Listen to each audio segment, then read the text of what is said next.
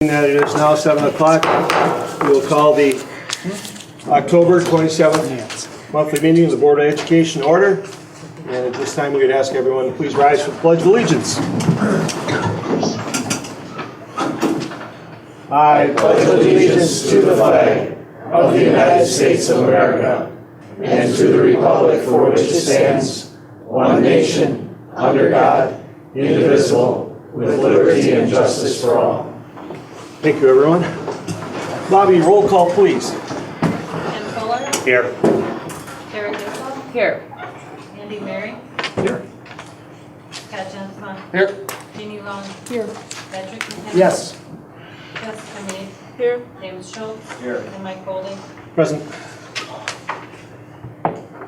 Very good. Thank you, everyone. We'll move on to item 4. I'll be looking for a motion on the consent agenda, please.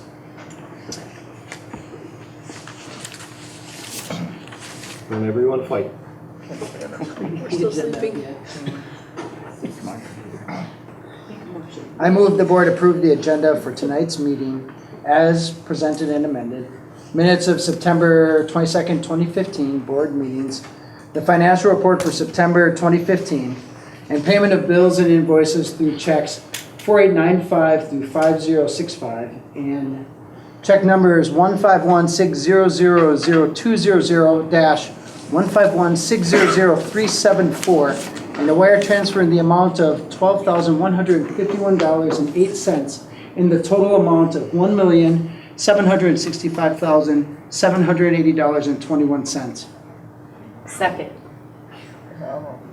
Okay, we have a motion from Mr. McKenna, second from Ms. Gelzow, to approve the agenda for tonight's meeting as presented / amended. Minutes of the September 22nd, 2015 board meetings, the financial report for September 2015, and payment of bills and invoices through checks 4895 through 5065 and 15160000200 through 151600374, and a wire transfer in the amount of $12,151.08 and the total amount of $1,765,780.21. I'll breathe. Discussion. Well, I will start the discussion because the minutes for the September 22nd Board of Education meeting, the regular meeting, do have an error. The last page indicates a motion by Ms. Long, second by Mr. Mary, to adjourn into closed session to conduct the student expulsion hearing. That is incorrect. That should have been to discuss personnel issues. Yeah. So if we could get that corrected, that would be nice. If Dr. McKenna would be willing to amend his motion to approve the minutes as amended, so be in good shape. So amended. So seconded. Okay, thank you. Yes. Any discussion on the other items? Don't know, Tim, do you remember what the wire transfer is? Off the top of my head, Don, I do not. Typically, it's a transfer from one bank to another. Very often, that's just a matter of revenue payment comes in of some kind and it gets transferred from one account to another. Anything else? Bobby, then roll call vote on the amended motion. Tara Gissel. Yes. Andy Mary. Yes. Scott Jensen. Yes, ma'am. Jeannie Long. Yes. Patrick McKenna. Yes. Jessica Meade. Yes. James Schultz. Yes. Tim Fuller. Yes. And Mike Golding. Yes. Very good, thank you, everyone. We will move on to Tim. Briefly, that was, we have a purchase card program for equivalent of MasterCard where we earn some points. And that was for the monthly payment on those purchases. Transferred from one bank to another. Very good, thank you.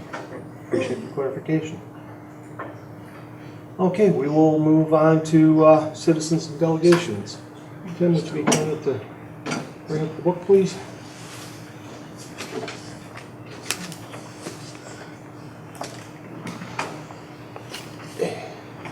And we have 3 individuals who would like to speak to us tonight. First will be Mr. Roy Deek, something on the seniors.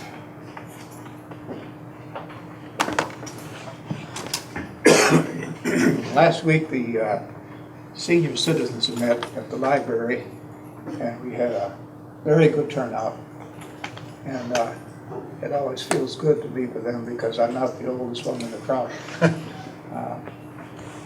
About 25% of the population in this community is 60 years old or older, and growing. So I think it's important that we consider those folks. I had a big turnout, and the topic of discussion was a place to meet. Since they lost their location at the Boys and Girls Club, they've been fragmented throughout the community. And I don't attend very many of those meetings, but I guess I can only handle so much bingo. But it's a useful organization.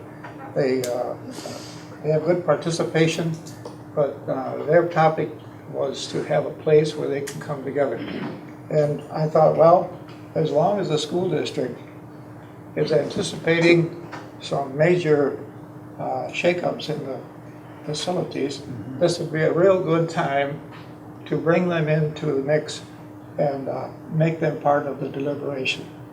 And possibly we can solve 2 problems. It's kind of foolish for them to go out someplace to buy a building or build something when we've got this going on at this time. They know my position on the middle school, and I guess all you folks do, and I've spent a lot of time looking over numbers from CISA 10 and from Ray and Tim and everything else, and I think my feelings on those buildings have a lot of merit. And I'm not sure how the public will look upon spending a lot of money on those buildings to keep them around for any particular period of time. So what I'm asking you tonight is just that you would consider the seniors and bring these people on. They'll be meeting again shortly and developing a program to get involved in a building or of some kind. And I would ask you to invite them in so that you can make them part of the discussion. And it might even help you when you know that whatever one of those buildings might be vacated, it's going to be put to good use. You won't have to worry about selling it to a machine shop someplace. Okay, thank you. Thank you, Roy. Roy, one of us, I think, would be happy to meet at one of those meetings too, if. Good job. Good. Sounds good. Can you tell us when they will be? Yeah, Roy, is Tim spearing that? Tim Mull? he will for the time being. Okay. He's only doing it to get the organization set up. Okay. And the purpose of that organization is the driving purpose right now is a building to a place to meet. I can let everybody know. I see Okay. Tim almost Yeah. every day. So So we were just looking at the calendars, I'm trying to figure out, because I'm gonna be gone for a while. But we'll work it out so that I can be there. If I can help you in some way, let me know or give me a call. okay. Thank you very much. Next, Mr. Zatlukal on the survey. Last week, you guys spent a lot of time wordsmithing the survey, trying to get all the little corners on it. I've always been concerned about the sticker shock question on this, and I think it's something we're really gonna have to watch. The 3 options, you put for X millions of dollars, but you guys haven't worked on what it's really gonna be. 2 words, up to X million dollars, might have been better, considering that there's the other question on the bottom asking, will you spend 20 million, 25, 30 million, whatever. I'm also aware of the operational cost question that Tim's coming up with. I think that's critical to remain on the survey, because if we're asking people for their input on these different options, one may cost less than another, but it's going to save less. You understand, just give me more information. And then finally, Dr. McKenna's favorite part, the 20 million, 25 million amount. I think that's critical too, because if you say, here's our 3 options, it says up to $42 million, and they go, okay, I don't want to spend that, but I see the merit here. But you're asking them, would you spend 20 million? Would you spend 25? So I think these things are all really important to keep in the survey. I know it's on the 13th hour, but There's my 2 cents worth. Well, thanks, Tom. And last on the agenda here, aside if we have the tag team of Heidi Lucas and Connie Schessler to talk about a dance/cheer team at the high school. One of you, both of you, whatever, come on up. Would you like us to come up there? Are you dancing or Yeah, you cheering? gonna show us what's gonna happen? Well, hello, everybody. We are here tonight, Connie and I, because we would like to create a dance cheer team for the high school. Now, it's been quite a few years since we've had something like that, and I just think that that's a possible link that we need to look back at and see if we can reconnect with the community and maybe build more PBIS. I know that as a teacher, I'm a teacher at East Elementary with kindergarten, and the PBIS portion is really, really working to build our school spirit, and I know it's working, throughout the district. So anyway, as a teacher, I am always saying why and how and what type of thing. So anyway, I'm looking at why. Why would we want to do this? And we would like to promote a connection with the community and celebrate who we are together. Number 2, we'd like to create a positive, energetic, and supportive environment for community building as a whole, which in turn, again, can support PBIS, which, if not everybody knows, is positive behavior, interventions, and supports for Antigo Pride. So how are we going to do this? Well, we'd like to find interest, and we have found tons of interest. Finding interest and commitment from various persons and groups, for example, staff members, coaches, students, parents, community members, administration, and you, school board members. And what's really neat is we really have researched this. In fact, I've been thinking about this for a while, and I know a long time ago we've talked about it. We've been talking about it for a couple of years already, and finally I'm like, all right, we need to do something at this point instead of just keep talking. Right, exactly.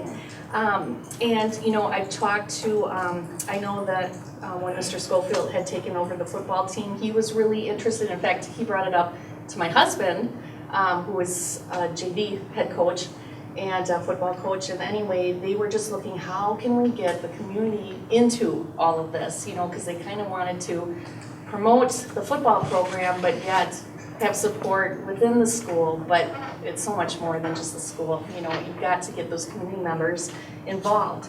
So anyway, talked about it, and I had talked to Mr. Maroc about it and such, and just getting the word out. I've talked a little to Brian, I've talked to Anita and such, and we've talked to a lot of students and such, and they're very interested. They've been ready to go for quite some time. But anyway, so there's just tons of support for this, so it's not like, well, who's gonna be out on the field? It won't be you and me. We'll be on the sidelines. But anyway, they're ready to go.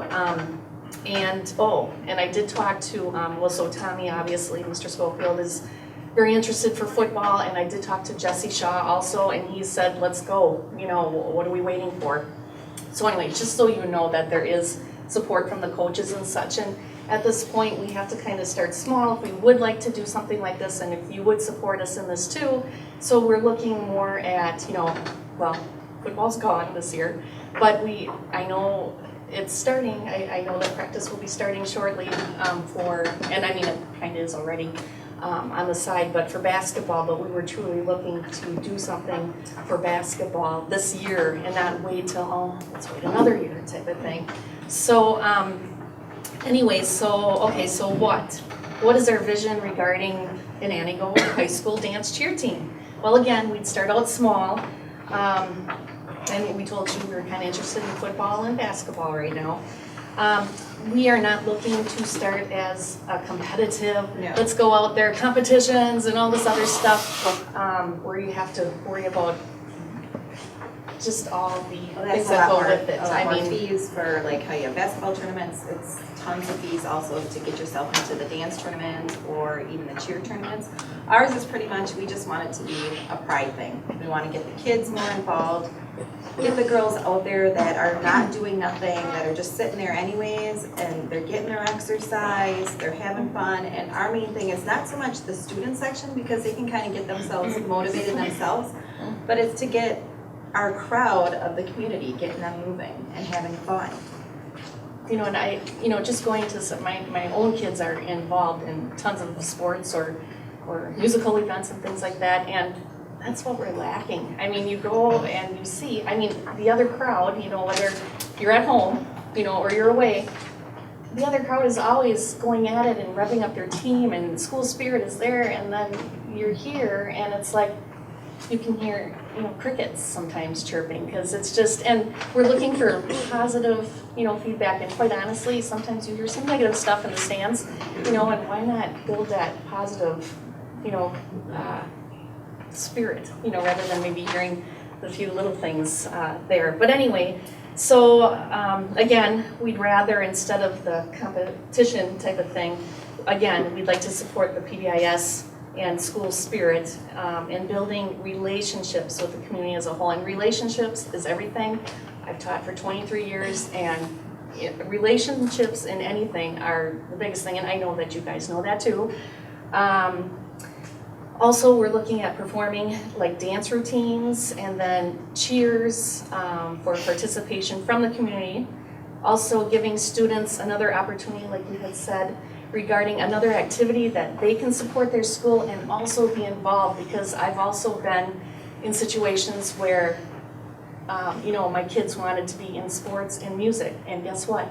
Those things, they intertwine and they get all mixed up and they can't be in it. So you've got to be in sports or you have to be in music. And I know that some of the coaches do try and do what they can, and I know the music program really tries to say, hey, do what you want.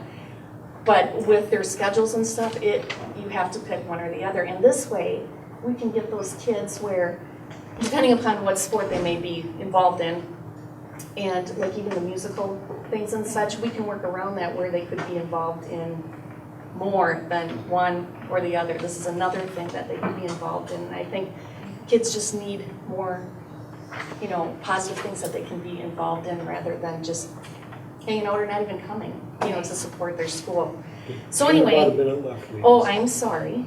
But anyway, so basically just involving various groups, the band, so we can use the band and have music with them, and our cheers with the community. But basically, relationship building is extremely important for student, teachers, school community rapport, and I truly believe that having a dance cheer team is an important link to building a strong connection with the community and continuing our journey with PBIS and creating even more vital school spirit. So we're hoping you consider that and hopefully support us. Thank you. How long has it been that we've not had a dance team? I wanted to ask Mr. Morak that. It's been quite a long time. I can't tell you for sure. We had moved up here in 2000, and you guys have not I had any was gonna say, the last cheerleaders time I dance. believe there was a dance team, Mrs. Jarrett was their coach. Yeah.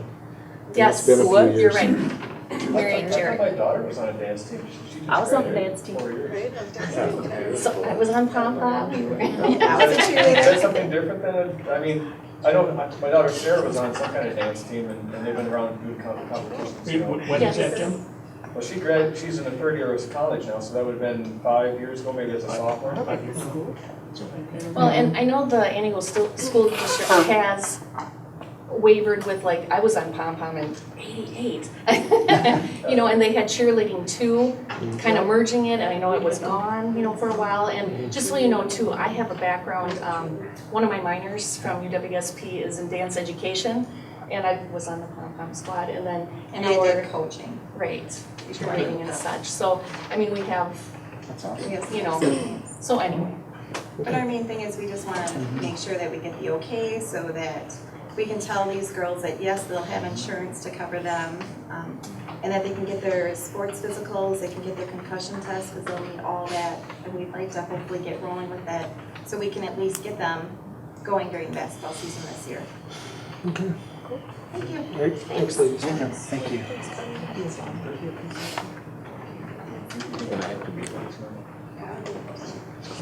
Okay, we'll have to work on that one. One thing that I wanted to throw in here, on a personal note, community lost a good supporter of this district in the FFA program Monday in the passing of Mr. Ed Brand. And Ed's daughter is also an instructor in this community. And I just want to acknowledge his contributions to the FFA program and stuff, and the FFA alumni, and that we express our condolences to the family and hope that he's got some pretty big shoes to fill, but I think he's leaving behind a pretty good legacy. So just wanted to throw that out there for everybody. Yeah, Mr. McCarthy. Sorry about that. That's all right. Nice you could make it. Anything from the student perspective you'd like to let us know about tonight? I'm not sure how some of the events are doing, since it's more of a student council thing, but some of the major things happening around school are just the 100 Mile Club seems to be doing pretty well. Seems to have a lot of participation in that. And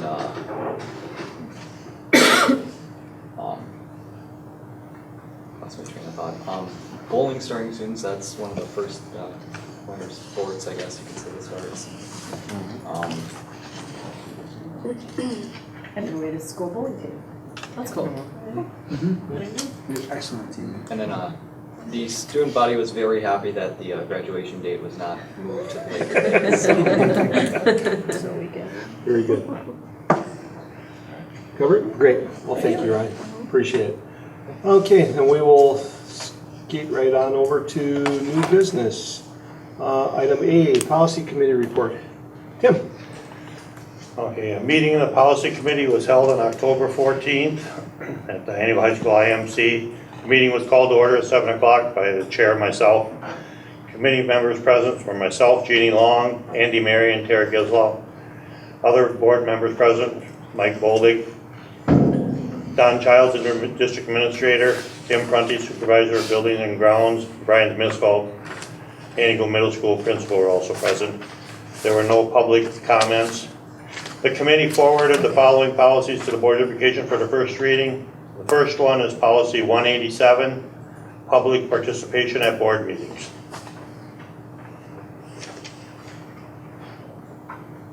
The committee did agree that they wanted an added statement in there, which you'll find in bold type on the hard copy you have in front of you. It does not appear on the copy on your board docs.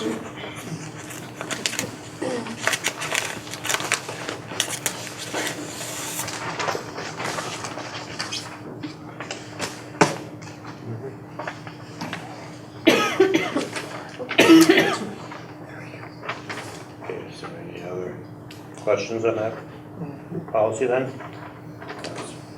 So consider it for the first reading on that one? All good on that? Okay, and then the next one for the first reading was the 333 and 333R, the rules, parents' rights in relation to district programs, activities, and student privacy.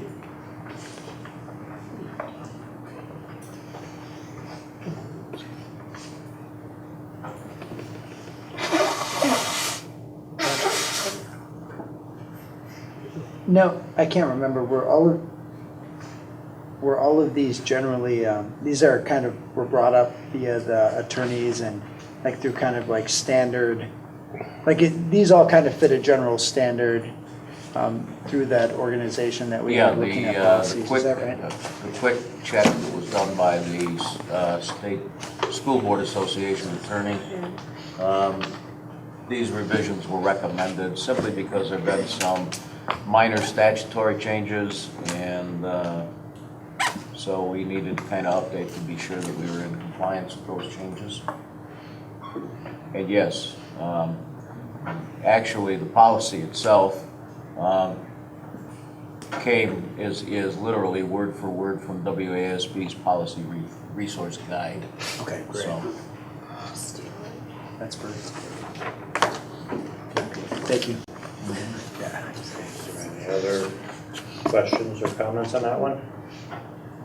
Okay, so that for the first reading on that.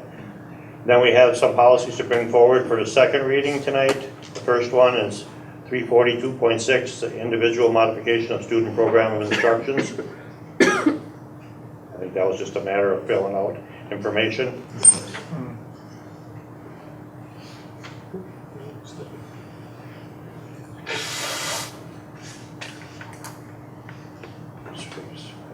He just fixed the spelling here, and that's all we need. Yes. Everything else is good in it? Yep. The schools, right? What's that? Did you have the schools? Yes, mhm, yeah. So, good for a second reading on that one then?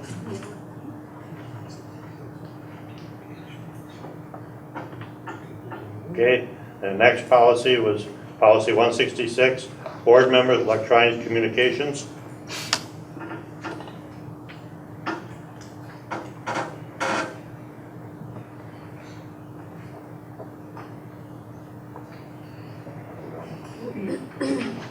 Good on that one? Okay, consider that for a second reading on that policy then. And the last one was policy 751.5, the use of private vehicles to transport students. I think that was an issue because it involves with after-school activities and stuff.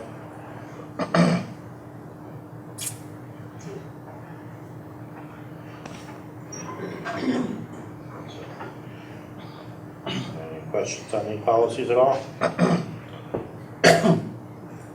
Okay. I have one question on this one. I looked at it, maybe I missed it. I noticed that when we had homecoming, the high school, which is a great thing, the high school football team went over to West Elementary to have a tailgate party and everything with the students.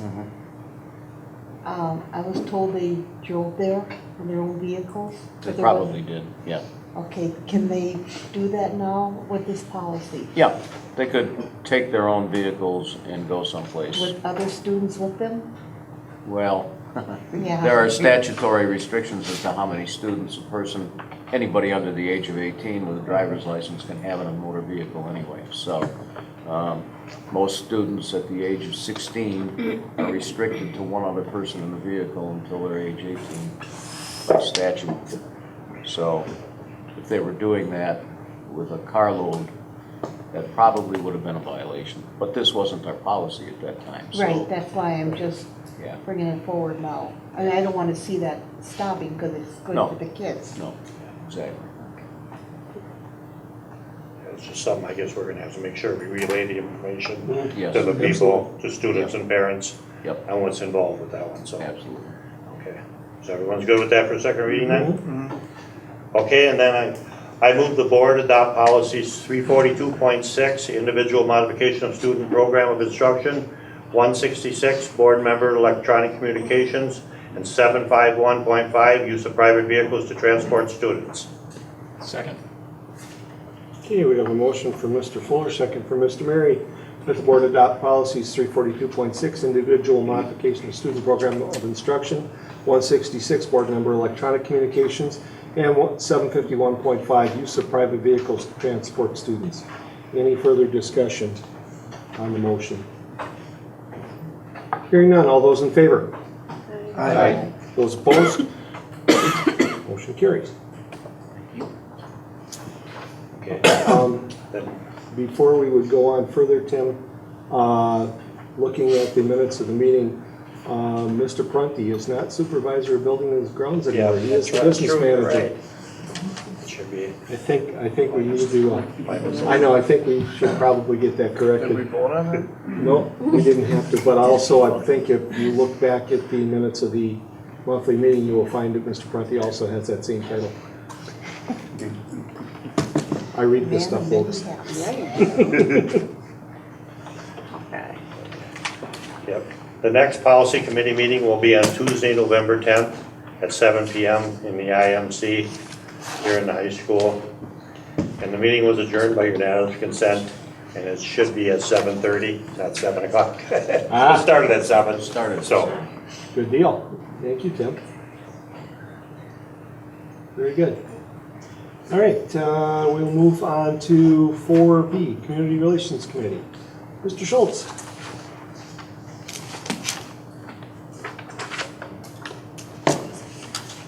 Oh, I'll have to.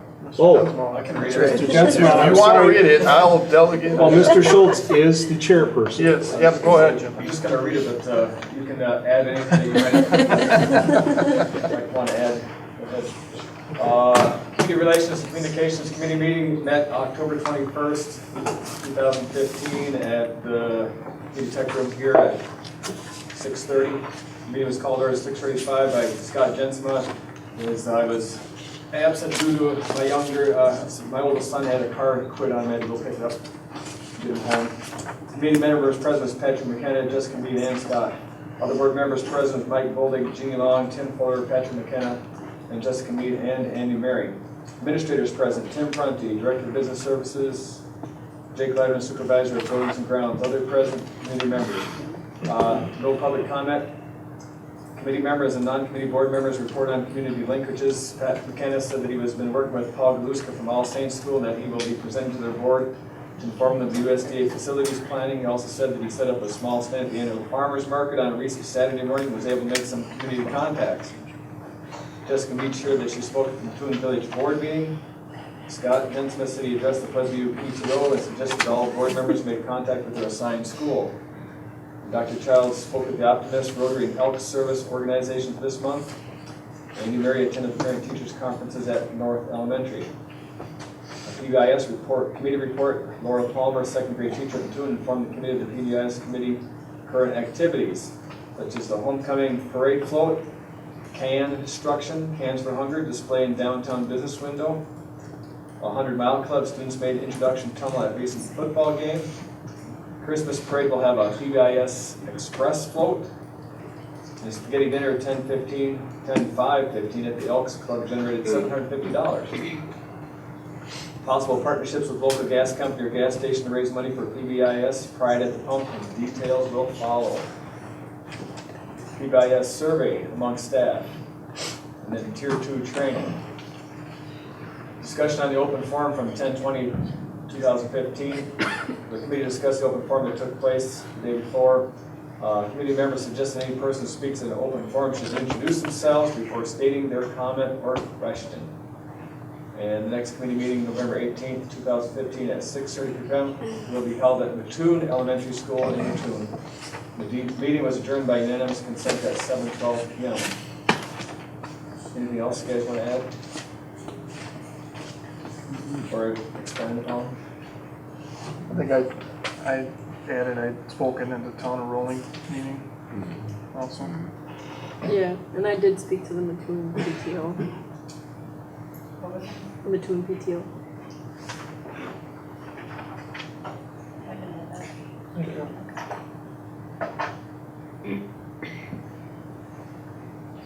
Anything else?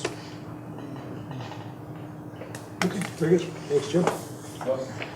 We will move on to section 5, board action. Item E, youth options for second semester.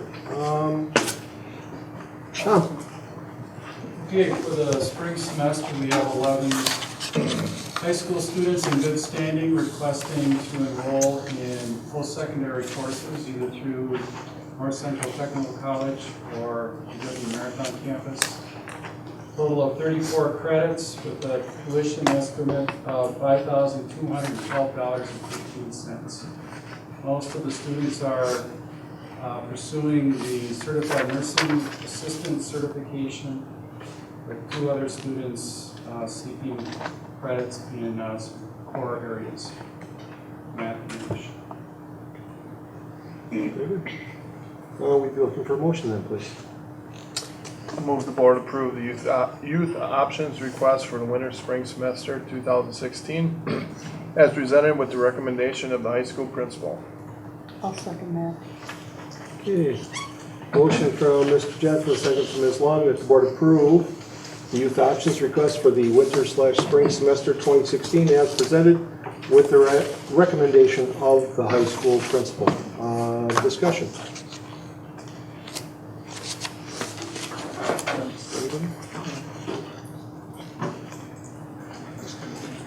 In that case, Bobby, roll call vote, please. Andy Mary, Yes. Scott Jensen, Yes. Jeannie Long, Yes. Patrick McKinnon, Yes. Jessica Mead, Yes. James Schultz, Yes. Tim Fuller, Yes. Sarah Gizzo, Yes. and Mike Foley. Yes. Very good. Thanks, Tom. We will go on to item 5B, Fab Lab grant proposal.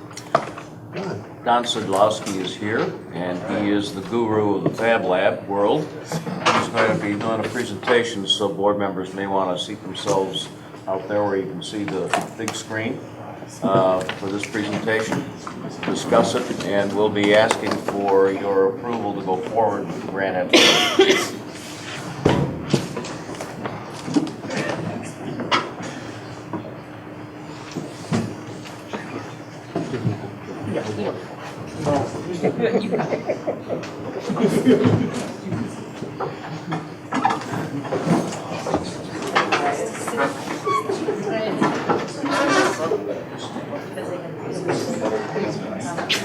Don, thank you for being here. Absolutely. Well, President Moldig and Dr. Childs, esteemed members of the Board of Education, thank you for giving me the chance to talk with you and everybody else assembled tonight about the Fab Lab initiative underway in northern Wisconsin. As Dr. Childs did give you my bio in advance, and so you've read about my checkered past, you can realize that I have no financial incentive in this. I receive no compensation for helping school districts to put Fab Labs in. I'm doing it because I think it's the right thing to do, and it's up to your good offices to decide whether this is something you wish to proceed with here in Langley County. I can tell you that the Three Lakes School District was the first K-12 in the state of Wisconsin to go with a Fab Lab. The Florence County School District opened theirs in September. And the Rhinelander Board of Education heard a presentation last Monday night about that, and I believe we'll be proceeding. I'm also going to be meeting tomorrow with Lincoln County. The Merrill School District we've had 2 or 3 pre-meetings, and so the next formal action will be to present to their board. With respect to time, we said we take about 10 minutes, so I'm going to fly through these, but hey, the good news is all the studies say that your eyes can like read a slide like in 3.2 seconds, and I can't even talk about it, so I trust you all. Okay, so what is a Fab Lab initiative? It started by this fellow, Dr. Niels Gershfeld from MIT, and the fellow on the side with the beard. Well, I had a laser, you just can't see it right there. Okay, and it was basically to say nobody in the world should not have access to the kind of technology and training and tools that we have here in the United States of America. Bottom line, that's what it is, okay? And so what is this initiative? It's about a way to help students in a structured environment and people around the world, okay, but in the classroom, in a structured environment, to take science, technology, engineering, art, and math. It used to be STEM, but now it's STEAM. We added that important element of art, in my view, to that, and connect that in a way where they can create and do things that we do in real world in all of our walks of life, okay? Sometimes to succeed, but many times to fail, right? Okay, and so it's an open source, open resources creative. When I got involved in this first there, where I'm just gonna put this dot underneath there, because I see if I go into that retroreflective, it's like gone. There are only about 200 Fab Labs worldwide and less than 100 in the United States. We've got over 100 now in the US. The state that has the most is Massachusetts, home of MIT. The second most is, guess what? Wisconsin. We've got 7 of these now, okay?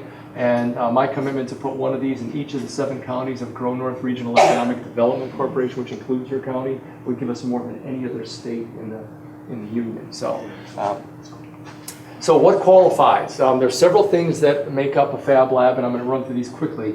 Open access, essential. It has to be open to the community, not just to the students during the course of the day from 4K, K4 up to 12, but for people in the community, business people, industry, entrepreneurs, to be able to come in, parents, other interests, hobby clubs, and what have you, okay? So open access is one of the key things. You gotta subscribe to the charter. There's no cost, there's no fee.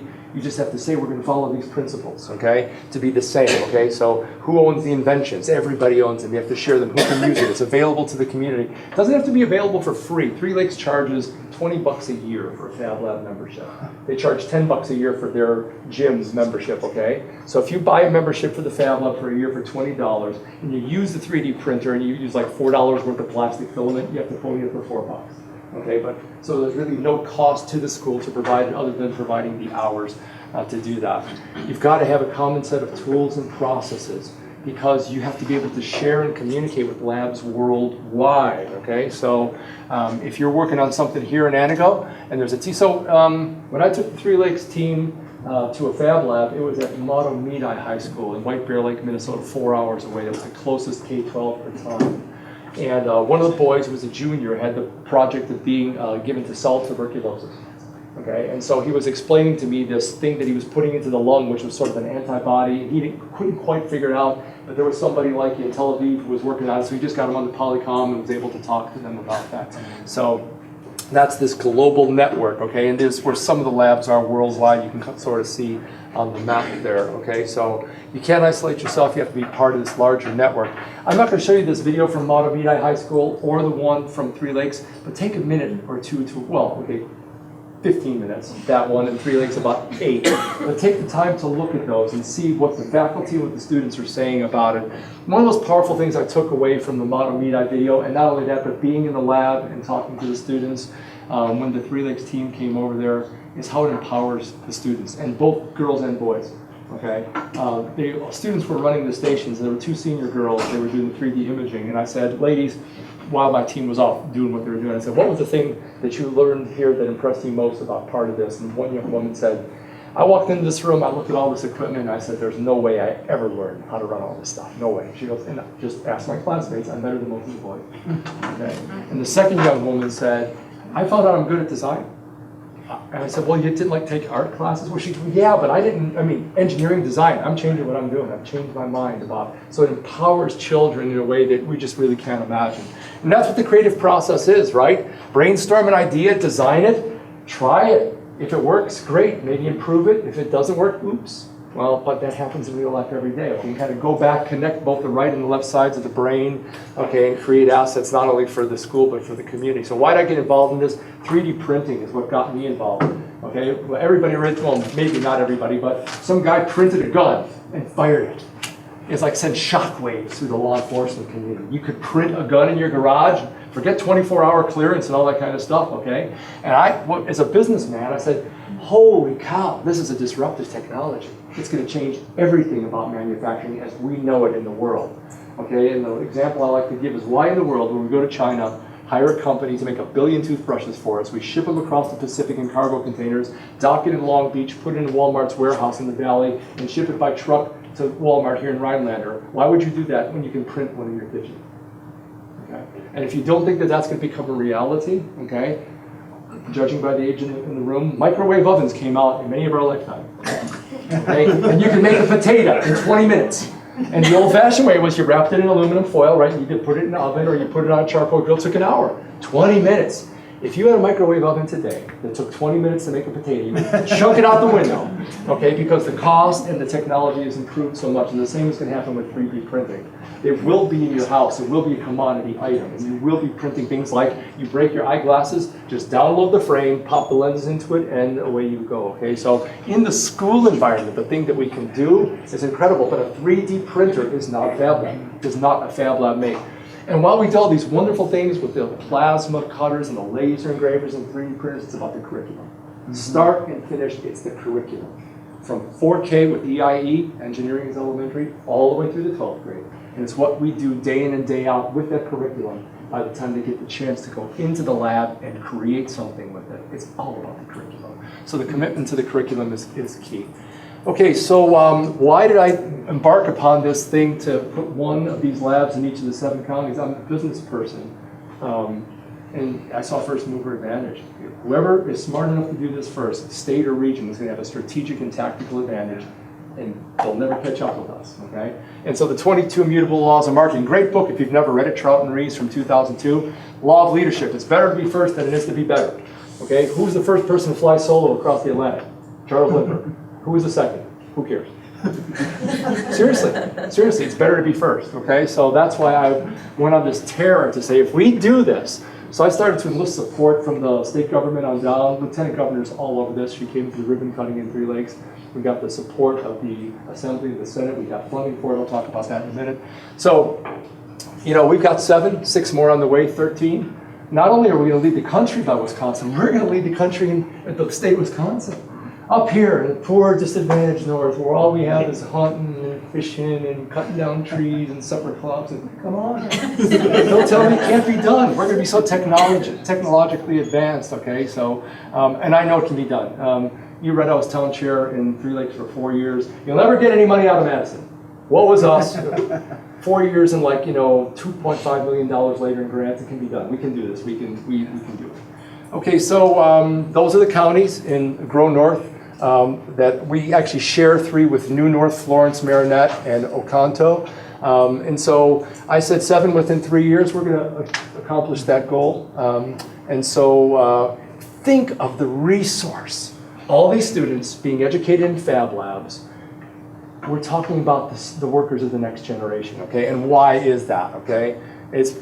So when the speakers, you had a hearing here, didn't you? When the Rural Schools Task Force came through? Yeah, okay, probably in this very room.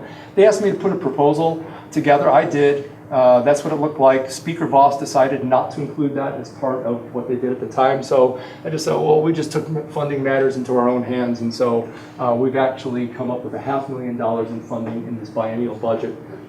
Thanks to Representative Chaya, I drafted the legislation and we pushed it through in this year's budget. So, because when I went to Three Lakes and I went to Florence, and they said, where are we to get the money to buy stuff, Don? I said, just trust me. Hold my hand, jump off the cliff. I promise a parachute will appear. I promise. So I can come to you tonight to say the parachute appeared and there's actually funding. You're going to be able to apply, which is what this is about. Why are we doing this? Middle skills. I didn't even know there was a term that existed. Okay, more than high school, less than university education. And in Wisconsin, that's where the jobs are for the next decade. We're sending 60% of our kids to university, but only 40% of the jobs require a 4-year education. 60% of the jobs require more than high school and less than university. And what do we teach them in the Fab Labs? The kind of skills. Industry gets this. Okay, one of the things that you will do if you proceed with this is form an industry advisory council. Okay, and in Florence, one of the big manufacturers of sporting goods, he's a plant manager. They make like golf tees and all kinds of other stuff. He said, I've got 2 daughters. One's enrolled at Norbert's, one's someplace else, I can't remember. And he said, I was a busy dad. I was a plant engineer, a plant manager. I didn't have the time to do all this. If this had been in my school, that's what I wanted my girls to learn. So industry gets it. They're going to team up with you and provide not only financial support, but tell you what they want to do in terms of training the kids for the jobs that they'll have. So our workforce needs these kinds of skills. And even if they don't go into the workforce here and they do want to go on to 4-year university or even post that and go all the way to get their doctorate, terrific training that we're giving them, okay? So filling that skills gap is huge for creating the workers of tomorrow. So when you do it, you build a strong community. Fab Labs as a center of excellence are only in a community or only now beginning to be understood is what I guess I'm trying to say. We're going to use the UW Extension E-commerce and Broadband Learning Center to do a study in Three Lakes to see what is the economic impact of having a lab in the school in terms of the community. I'm going to give you one example. In Three Lakes, there's a model railroad club. A lot of people are interested in model railroad stuff, okay? So there's a choo-choo store in downtown Three Lakes, and they wanted to get some stuff like Three Lakes specific, like, buildings or what have you. And so they've been going into the lab and printing them, modeling them, 3D printing it, and they started a business, okay? Okay, the Three Lakes High School is a licensed distributor of the University of Wisconsin Badger products. They cut stuff off on their plasma cutter and they coat it, bulky and they sell it to make money to be able to fund the program. This is what you can do when you do something like this. So it's great for the economy. You've got the maker spaces, you've got education and research and what we're going on within business. And so when you realize, especially with the Internet of Things, everything is connected, the possibilities for smart communities, it's the same as the basic transformation, data, information, knowledge, and power. It's the same thing here. If we do this, we've got the opportunity to really do things that others don't. So how are we going to pay for all this? The Department of Workforce Development has had the Fast Forward grants. Those are going to be discoed, but I'm already in discussions with Deputy Secretary Berry and Assistant Deputy Secretary Anderson on how we can do that. This would fund curriculum and teacher training, but less complicated than the way they did in the last 2 cycles, which is brutal. Truly too much paperwork for Three Lakes and Florida. They'll both tell you they made it way too hard, too many hoops to jump through. The Wisconsin EDC has formed the first nationwide, statewide Fab Lab consortium. They asked me to chair it. I agreed. And there's going to be money forthcoming from that.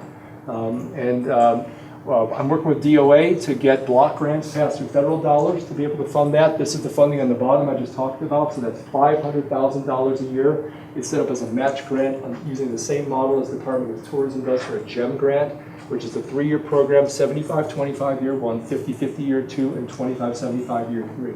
So if you were to decide to go proceed with this and adopt a resolution saying, we're going to do a Fab Lab and apply for just say $10,000 in funding this year, you would have to come up with $2,500 either cash or in kind, and the state of Wisconsin will give you $7,500.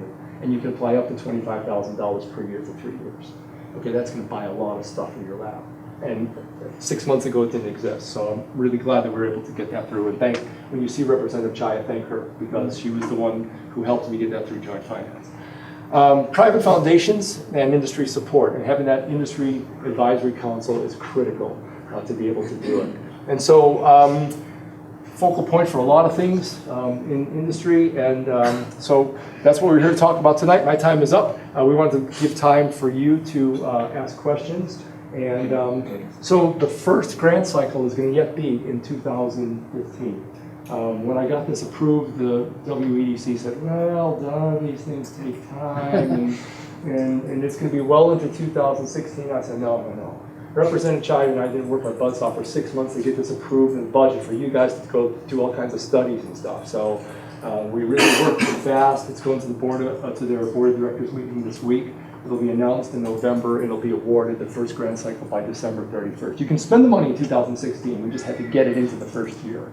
And there'll be another opportunity in 2016 and another one in 2017, okay, for you to be able to do that. So with that, I'll turn it back over to Dr. Childs, or I'll answer any questions that you might have. Questions? I have a question. You said engineering is elementary. You said engineering is elementary. Yeah. Project, does it matter what program you're using, or can you use Project Lead the Way? Yeah, that's just one of the most well-known programs is the EIE, but every school district, based upon what your curriculum is right now, is going to develop its own Fab Lab curriculum to go along with it. So you don't have to do that. You can develop your own. You can use the ones that are on the shelf, open source. Because I can tell you what Florence is doing is different than what Three Lakes is doing, is different than what they're doing in the technical colleges. So that's really up to your Board of Education as you set curriculum what you want to do. And you'll have those others to help you.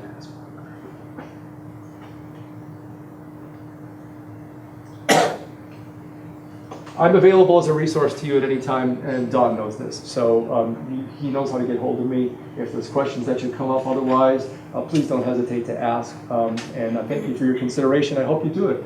I truly believe this is the educational model in the United States of America in the next 10 years. And anybody who does it is going to just create a powerhouse of a school district and create kids that, we all know that not everybody's cut out for 4 years. University, they're not.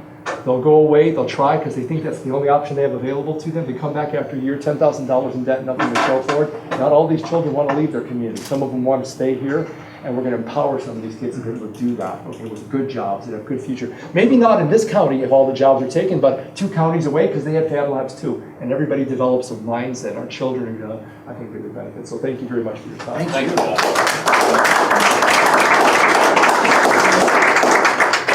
The board members want to return to the table. What we'd be asking for is a motion to authorize us to go forward with the grant application for the Fab Lab.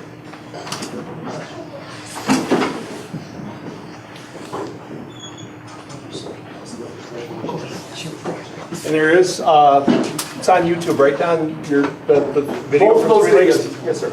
Yeah, because there, I went out and looked at the one, I think it's about 18 minutes long and stuff, and it goes into a little more detail and explains some of the stuff. So I'd recommend anybody that wants to do that, please do so, because it'll give you a little more insight into this stuff too.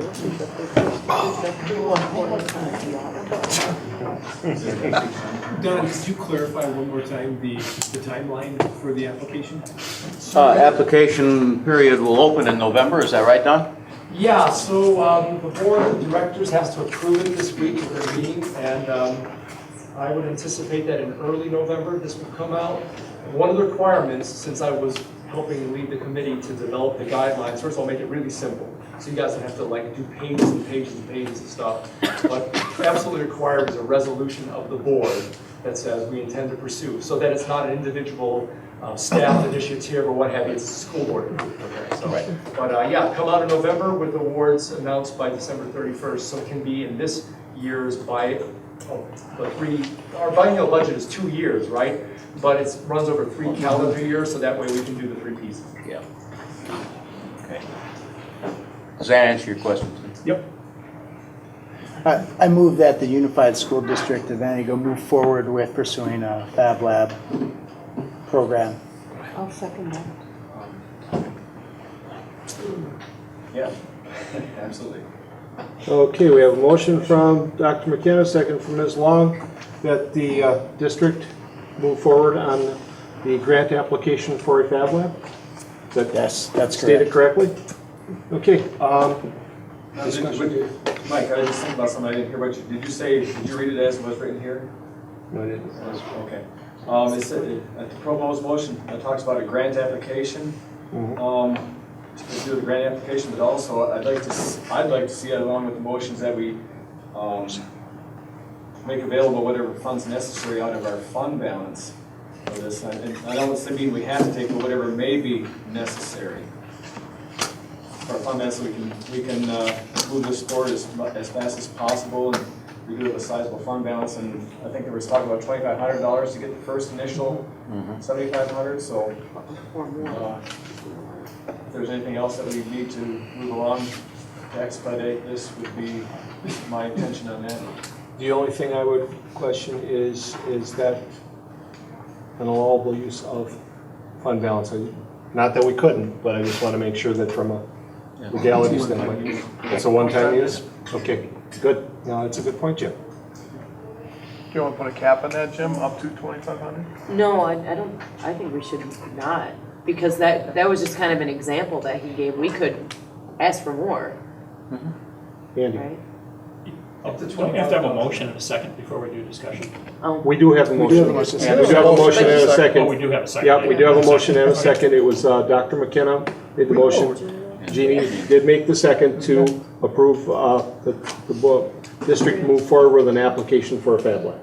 Oh, well, I think we're doing two different things here, because I Yeah, thought Jim was well, introducing. Jim is- because it was brought forward and seconded, I'm bringing discussion that we possibly amend the motion and add to the, because there was some about grant acquisition in here, and Dr. McKenna was bringing forward the motion. yeah, I didn't. I'm totally in support of, putting forth, funds to, this is a tremendous opportunity. And, there are disruptive technologies and things that, just as Don mentioned, that change the way, hopefully, economies work and the way things happen. The northern Wisconsin's always been, had been at a disadvantage because of location, because of, spread out populations and things like this, with the collaboration, frankly, the curriculum, which I think is, as he said, is one of the most powerful aspects of this. This just makes so much sense. Why don't we do this, act on the motion for the application and then move formalize forward. Mr. Schultz's statement into a motion to underwrite the cost with fund balance if necessary. And go with that. Does that make sense to everybody? That does make sense. Okay, well then, any further discussion on the motion? Rena and Bobby, roll call vote then. Scott Jensen, Yes.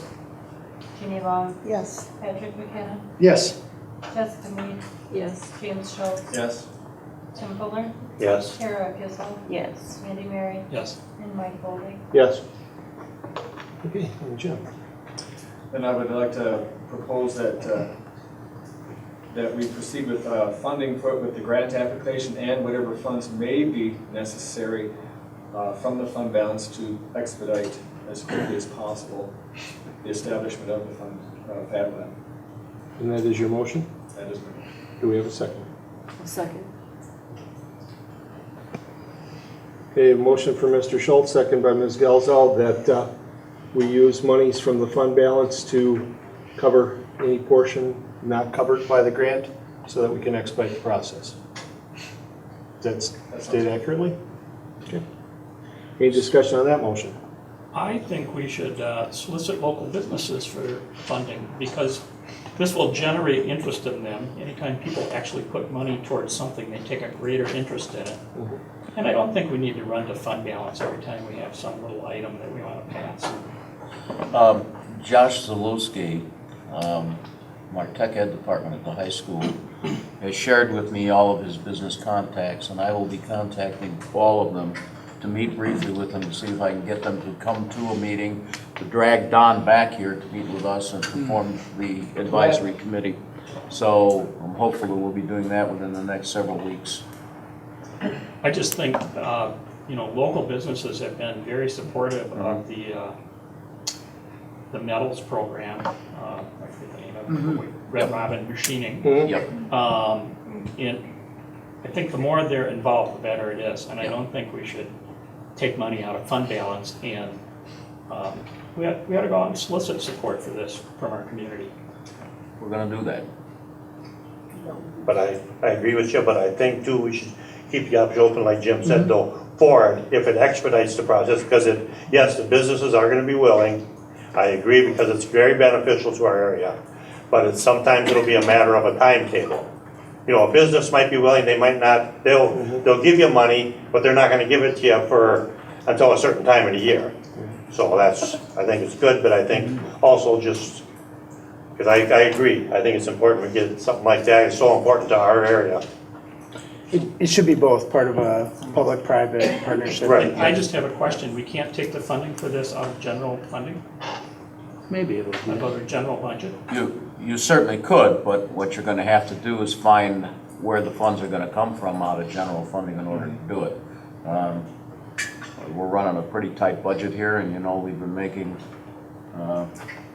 cuts in budgets for a long time in this district, and there isn't a whole lot of resource there to do it. But there may be other resources. These things tend to have a serendipity, and when they get rolling, and there may be other resources that are available as well. This is the kind of thing, for instance, that the Qualified Zone Academy bond would allow a district to invest in and underwrite the cost on basically 0% debt with no interest. So there are ways and ways we can look at this and find ways to backstop costs if we need to. And I would say that having the fund balance as the final backstop, with the understanding that we're going to look at every other option first, is the way for us to go. If I might make a suggestion, possibly to just add 2 words to the motion, if necessary. It may be necessary, if necessary. Would that suffice and cover it from a standpoint that we're looking at soliciting, and then if we come up a little short or whatever, we would still have the opportunity to go for it? But correct me if I'm wrong, Jim, I mean, your motion stated you wanted it to expedite the process, right? Which I agree with. So would it be appropriate to indicate that we would replace the fund balance funding with any grants or donations? Does it have to be part of the motion? Well, I don't know. I don't think it has I'm to throwing it out be. there. I don't think it has to be part of the motion. I think that's a clear understanding on our part administratively Okay. that that's how we got to manage it. Okay. Then the motion as it stands on the floor right now is that we use fund balance for monies not covered by the grant, and I believe that would be up to 25% of the cost, correct? At least Could for the be, first yeah. year, I The believe. first year? Right. Mike, I think it's important to, Don had mentioned, the grant matching, but Don, could you share with us, you shared at our meeting, Ryan, kind of what it would cost to get something like this off the ground and going? Maybe use 3 years as comparison so the board has some idea of total project cost, what we're talking about. Yeah, okay, so I'll use Florence and Three Lakes. Three Lakes went pretty much whole hog, and it was about $150,000. Florence opened with $75,000, okay? And so it can be anything on the smaller end or the higher end. You could put more into it than that if you wanted. But when I first started talking with the Board of Education, they said, well, how many millions? I said, no. Well, unless you have to like add on to the building, if you don't have the footprint to put it. Okay, in Matamita, they didn't. They actually had to add on to their building. But they're a very affluent suburb of Minneapolis. They floated $1 million bond and built their building. You know, like we could just wave a hand and do that, right? But if you got the space to put it, $75,000 to $150,000, and you can get $25,000 this cycle up to and it's a 75% match. So if you decided to go for the whole thing, 75% of $25,000 is what you would get from the state, and you would have to come up with either cash or in kind of the 25%. Read that motion one more time. Okay, it was that the use of fund, we move to approve the application for the Fab Lab, and the second portion of it would be that there would be use of fund balance for monies not covered by the grant. So essentially, we're As saying may be necessary. 75,000 25. If necessary. Yeah, potentially. potentially, okay. Just want to make sure we're clear on that. Does he have to put it if necessary? Or does he have to bend it? No, doesn't have to amend if he doesn't want to. I did say, I originally said as may be necessary. Yeah. Okay.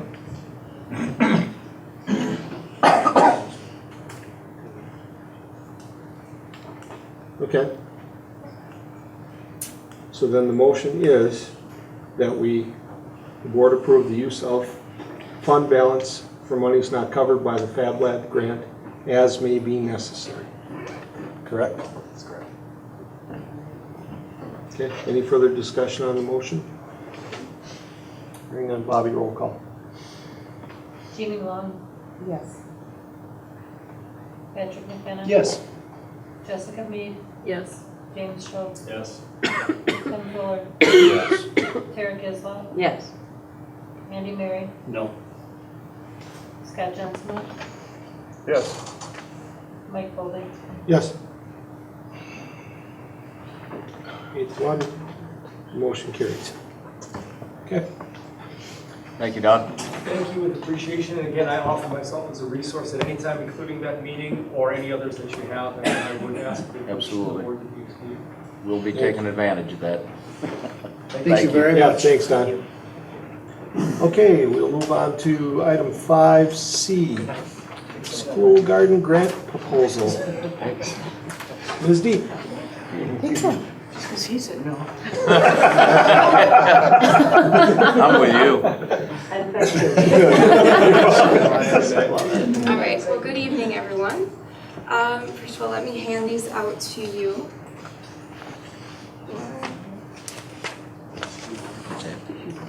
And how much time am I allotted How here? much time do you need? That's right.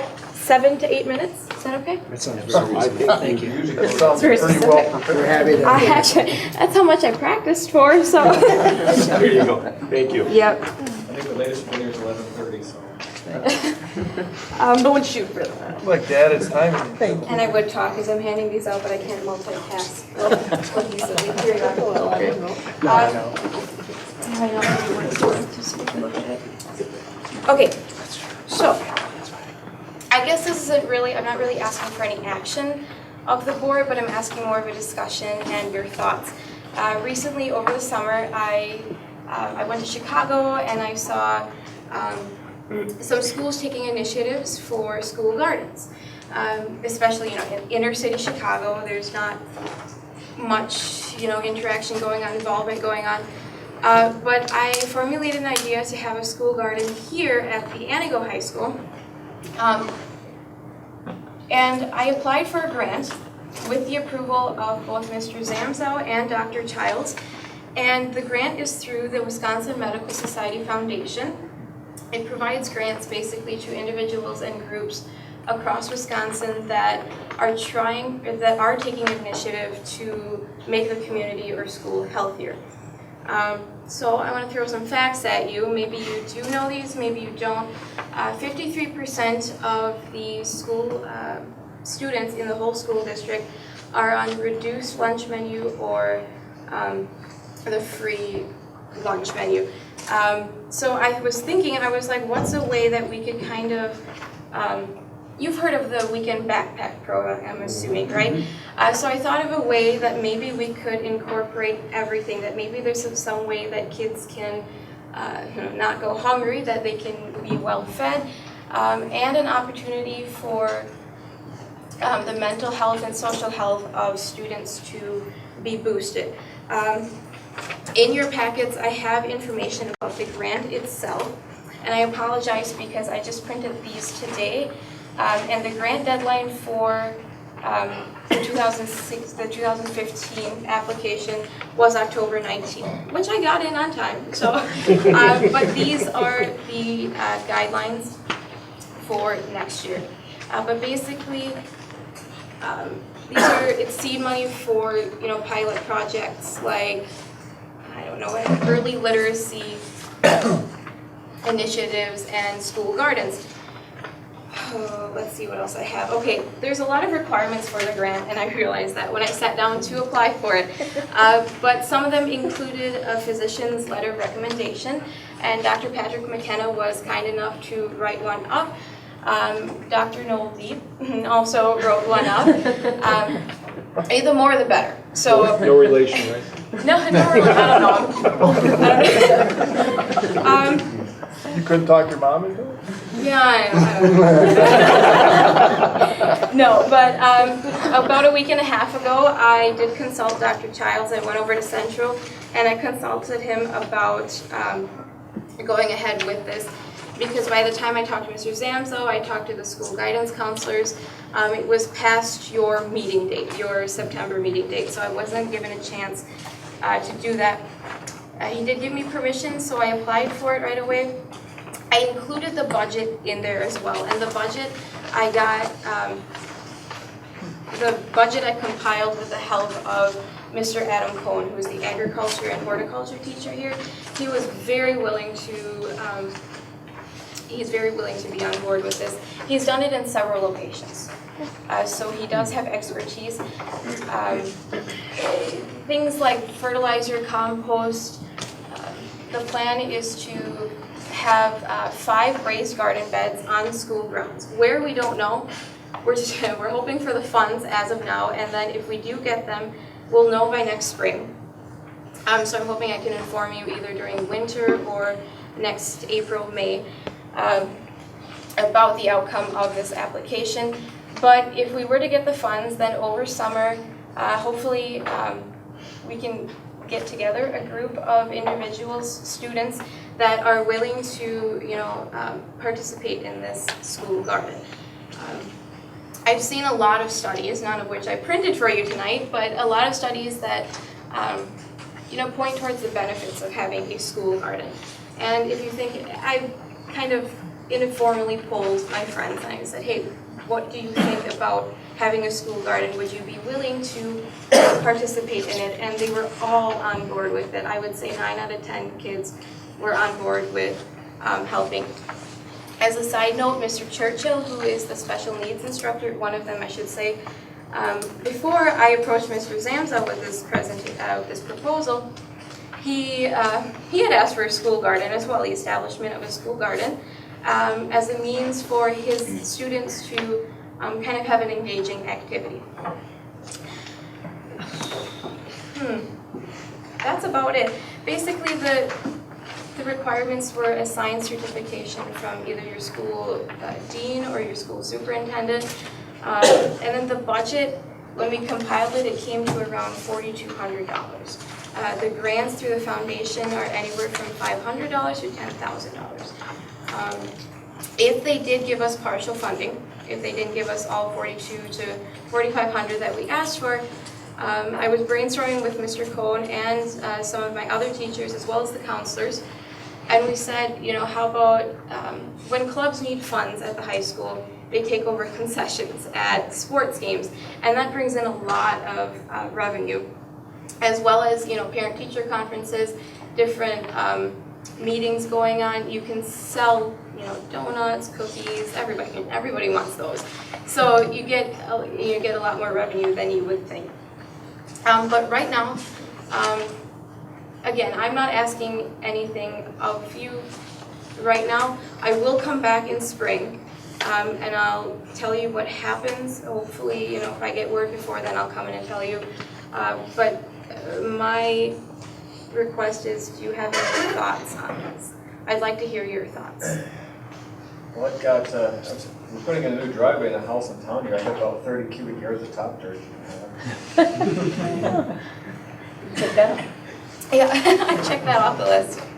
First of all, I wanna condemn you, I mean, that just, wow, this is just fantastic, someone your age taking on a responsibility like this. I'm so proud of you.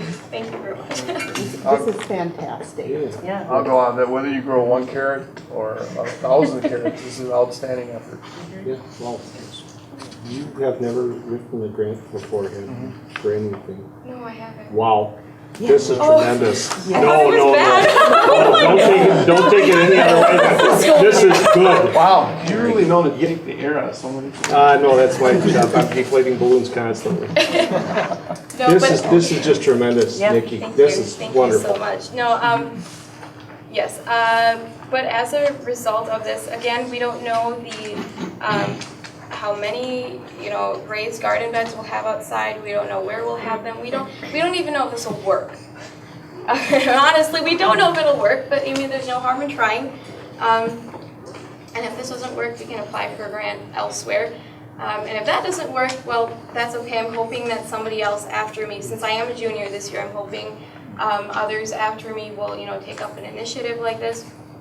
But I want to tell you about, we were hoping that the produce, or the harvest from the garden, we were hoping either would go hand in hand with the weekend backpack program, so supply kids with fresh food. And I know people don't like veggies, but any food, it's unfortunate, but any food for some of these students is good food. So we're hoping that, I'm hoping that through this, not just physical health of the community, but social health through the strengthening of bonds, people working with other people. I'm hoping that individuals will discover their potential for leadership with a school garden like this. I don't have a green thumb. I gotta tell you, I have no idea what I'm doing, so it's good that people like Mr. Cohen are willing to, jump on board. Otherwise, I was, gonna suggest that the produce goes to the food pantry. But then again, the food pantry works with the web program, so my goal is to apply for this grant and establish the garden, and then hopefully those after me are willing to sustain it, are willing to put in the effort to make this a lasting thing. So. Yeah, and you may have a fab lab to do some nutrition experimentation. Exactly. And another side note, I have so many side notes, but included in the budget is it says Logger Pro 3 system and the LabQuest 2 agriculture science packages. And I also was like, okay, Mr. Cohen, what's $1534 for? But it's basically a system for recording data. And there's a catch to the grant. You need to, record results. You need to show that you are accomplishing your goals, or you're at least attempting to accomplish your goals. They asked for SMART goals, which are attainable, measurable, timeable goals. Of course, things like emotional and social health can't be measured too well, but I was hoping things like surveys before and after, planting, and then as for the actual physical quantity of the harvest, Mr. Coe knows how to use the equipment. He's done it before. But it's basically a data recording system that I can use to tabulate all the results and the outcome of this and show them that, yes, I did accomplish this goal. No, I didn't, but we will try this next time. So that's all I have. That's wonderful. Good question. So, do you have to plant this in the spring and then come back when the school reconvenes in the fall, basically? Okay, good question. And Goes through the yes, summertime? that's a good question because this is Wisconsin. Yes. But Mr. Cohen's plan was over the summer we do the planning, and then hopefully September, by the end of August, we'd purchase all the material that we need, excluding seeds. So like the logger system and the materials to construct the garden beds would be purchased by the end of August, and then September, October, hopefully he could meet with the garden club or whoever's willing to participate and kind of plan what we're gonna do. But then he was thinking, plant them in the greenhouse over the winter, about January. I put the timeline on here as well. So I think January, February, plant the seeds in the greenhouse with the help of his horticulture class and his ag classes. Again, okay, that's the thing though, agriculture and horticulture classes would have to be willing to plant the seedlings. And then later in the spring, hopefully when the soil gets warm, Mr. Cohen says March, but I say more like April, May, we could transplant those into the soil. That's great. Even, I don't know, maybe on elementary schools too, you know, if there's kids that live nearby, maybe a teacher, I know there's teachers that come and go throughout the summer, but it's possible that we could do that even on elementary schools, and then you see them planted, and then those that live nearby can attend it, and then in the fall, when the kids will come back to see what the growth rate was too. Also on materials to build the beds, you know, there's a lot of construction supplies laying around my place. I mean, a lot of people who do remodeling, things like that, have stuff laying around. If you just ask the community, you'd probably get more than enough to build everything you need from donations. And that's side note number 3. We said that if they give partial funds, then we can also go to the community, who's always so good. Businesses are always wonderful about, you know, giving a little here, giving a little there. So I'm thinking that it would be possible. And I'm wondering, just kind of going off of what Jim had said, you know, let's say that you don't get any grant money. I mean, I think with the support, I mean, just, you know, even the things, like I said, that have already been mentioned, you probably pull this off anyway, without even receiving any of that money. I mean, so that might be something to talk to Mr. Cohen about where, okay, if we don't get the money, you know, what kinds of things, when did you say you would find out whether you received Next the money? spring. Okay. Actually by December, I think, meetings in December, so. So maybe that early. In a couple months we should know, yeah. Okay, so there may even be enough time between December and spring when you might kind of have to start this to say, okay, we didn't get the money, but we can still try to, you know, and yeah, I mean, because I just think because we're an agricultural community and we kind of want to continue to promote that, you know, I think that would be something where, you know, high school students saying, I'm interested in this and I want this to continue on. Right. Yeah, I'd really like to see this happen. And there's the whole, you know, farm to table movement. Yes. Yes. That, you know, it's getting really popular. I think people would be on board with that portion of it. And to go back to the high school thing, I said high school only because I'm here. I'm here so I could easily record the data, and then Mr. Cohen and his greenhouse are here, so that would be very easily accessible, and we could easily take that from the greenhouse to the beds. But then I thought, you know, elementary, it's kind of harder to work with elementary kids to start with. I mean, if I can kind of, I mean, high school kids aren't any better, but to work with high school kids, at least they would understand using material, and they would understand just the equipment, they would, you know. Well, maybe you could do it on a different level at the elementaries, because I think it's equally important for elementaries, because actually the younger we start with these healthy habits, the better off, the more likely they are to maintain healthy habits, correct? Because it takes something like an average of 8 times for a toddler or child to try something before they determine if they like it or not, and that's kind of crazy. I mean, but it's the truth of it. You know, you can just take tomatoes to school and they're like, oh my gosh. Or equally, like my son took school lunch one time and I said, they have pineapple, and he came home and he said, Mom, it was from a can. Why would you do that to a pineapple? It's like, so he's used to the fresh and he didn't like that. And I think it would be very important to incorporate somehow if our students could prepare the food and try it themselves as well, because that kind of completes the circle to me. And then one other thing I would like to suggest is heirloom seeds. Okay. So.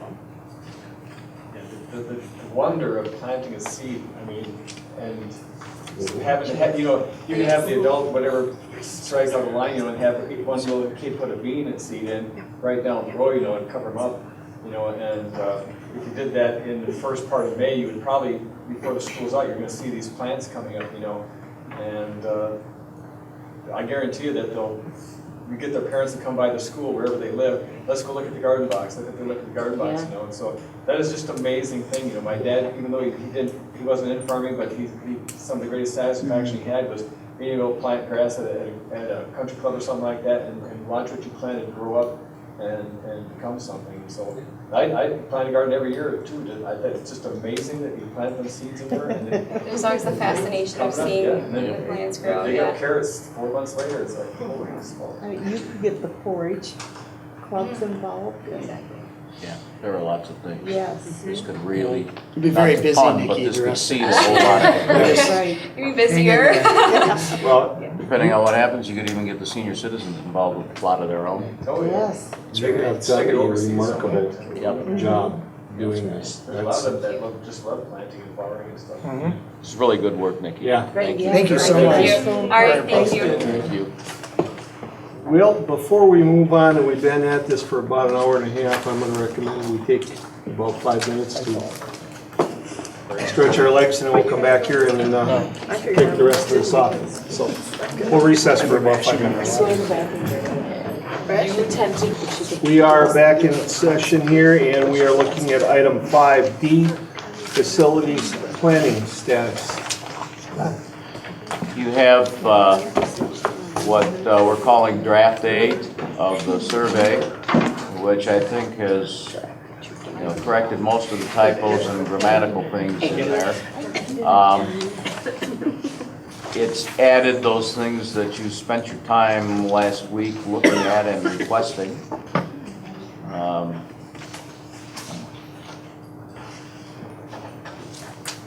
It's formatted in the way that you said you wished to format it.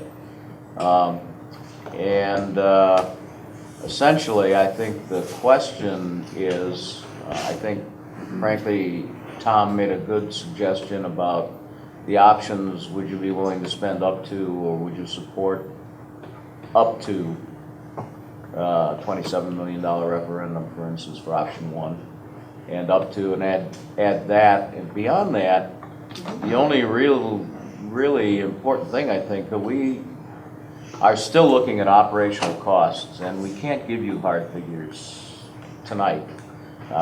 I don't know, I should say, in case you don't know, operational figures are never hard figures. They're always soft numbers. So we're trying to get something in a range of what looks like reasonable savings from a variety of areas: utilities, staffing, transportation, staff travel time between buildings, and so forth. Tim, am I missing anything on that? I don't believe so, Don. Okay. And then the question comes down to the recommendation from Mr. Foster, which is the highlighted area that starts with capital referendum to update schools and lists the property tax impact. His recommendation is that you do away with that highlighted section, but he understands that that's a board decision, and if you want to keep it in there, it will be in there. So there may be some opportunity to have some discussion around that at this point in time. What were his thoughts on that? Yeah, why the elimination? Cliff, did you talk with him about this? Yeah, I think part of the fear is we are So one of the things you're trying to accomplish with this is testing tax threshold to some degree. My opinion of this is that I think the solution, in a lot of these cases, dictates a lot of the degree of the tax threshold that the people are willing to accept. Now granted, there's gonna be those people, I can't afford anything over a certain amount, right? Quite frankly, can't afford any raise to my taxes, and we absolutely respect those people. However, the options as presented in some form almost kind of do represent a tax threshold. So what we're trying to, I think what the spirit of this question is there's going to be people that don't like any of the options. So then it's the question is, we've presented all of this information to you, supported by some costs. You kind of have a sense of the magnitude of various projects that could exist. If you don't agree with any of those, is there a certain dollar amount that would support the district moving forward with? Mm-hmm. And so, to some degree, this is kind of a redundant question to some degree, because it's sort of asking what the options are kind of getting at a bit. But at the same time, this is also asking something independent of all of the options as well. So, I think our group, the Bray Meyer and Bill Foster team, was kind of split on this one, and that's why we wanted to bring it back to the board, because we just... I think Bill's concern is like we're contradicting ourselves and asking two different questions here. Sort of, well, would you support, an option that would cost up to this amount of money that basically did these things? And then we turn around and say, well, would you support a capital referendum at these almost random amounts, very frankly? And I think he's concerned about that you get conflicting responses from people, right? They may support one of the options, but not support, anything that has a property tax impact, for instance. Now, how useful is that data to you folks once you get that dichotomy expressed? So what do you do with it? So I think his suggestion is that you do away with this. But yeah, he very clearly said it really is up to you as a board as to what you want to do with that. John, is there concern that including this would throw off the credibility of the other questions and that it almost gives a fourth option? Well, yeah, you could say it's kind of in conflict with what the options provide.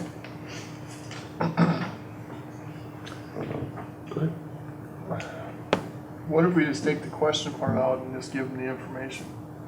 Well, it's in the options though. But I like Scott's idea. It's not in the options.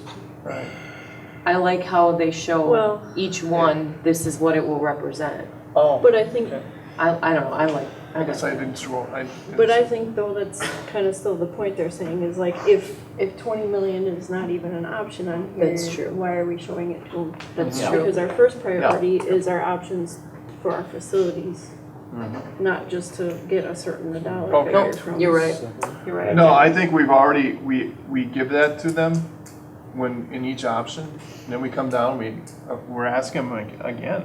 Yeah. Yeah, I think people, I think, see where like you you're said, coming I think the people understand the tax impacts and stuff on that, so, I don't know, like you said, I wouldn't have a problem taking that out. I can live with that, but what about, we had talked about getting information about possibly if people would support both a capital referendum and an operations referendum. I thought we had talked about that being a question potentially on there. What about replacing this one with? Operating referendum in school. Yeah, it says, would you support an operating referendum? It doesn't say, would you vote for both?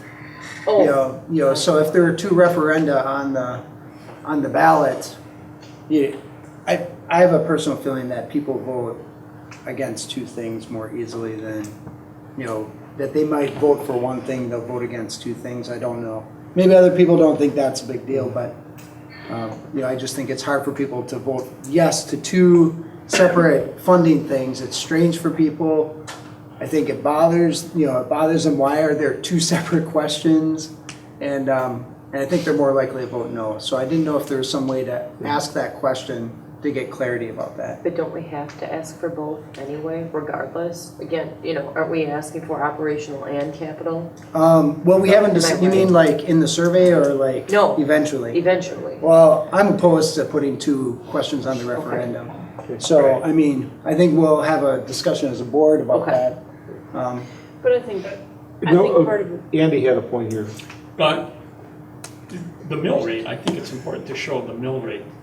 What, if you have a $100,000 house, what these different costs are gonna cost you. 27 million, that doesn't mean anything unless I go down and See what that is. see what that is on a $100,000 house. And,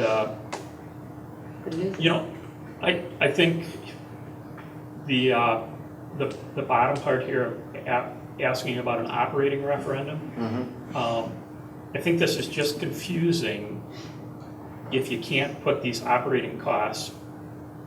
People think, well, aren't these options going to save us money and we're going to be able to operate? And then at the bottom, you're asking for operating money, and it's just a little confusing to me. So I think it will be to other people too. Do you suggest just taking? Because, I agree, because the operating, like you said, that's almost like, it's confusing for the voters, like a separate issue on that. It's something that we'll have to deal with.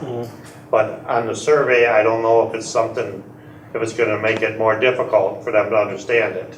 I think if we need that operating cost for some of these options, if they're not saving enough money, we should roll it in with the option. Because that's a good place to hide. These options just have different money costs, and I would hope that one of them saves us enough money so we don't have to have an operating referendum, but I don't think all three of them will. Clint, you had something. Yeah, I think the spirit of this question, and initially, actually, this one was ahead of. That's right, it was up front. I think the spirit of this question was to be an educational tool, a bit to the community. Again, more so in the interest of not passing a referendum, or potentially if there's not enough consolidation, if you will, that the public is made aware that to close the gap operationally, that this may be required down the road or in conjunction with some type of referendum. So I think, and correct me if I'm wrong, Tim, but I think when we originally approached this was again about not really, irregardless of any of the options or regardless of doing anything, this was something that's kind of moving or out there.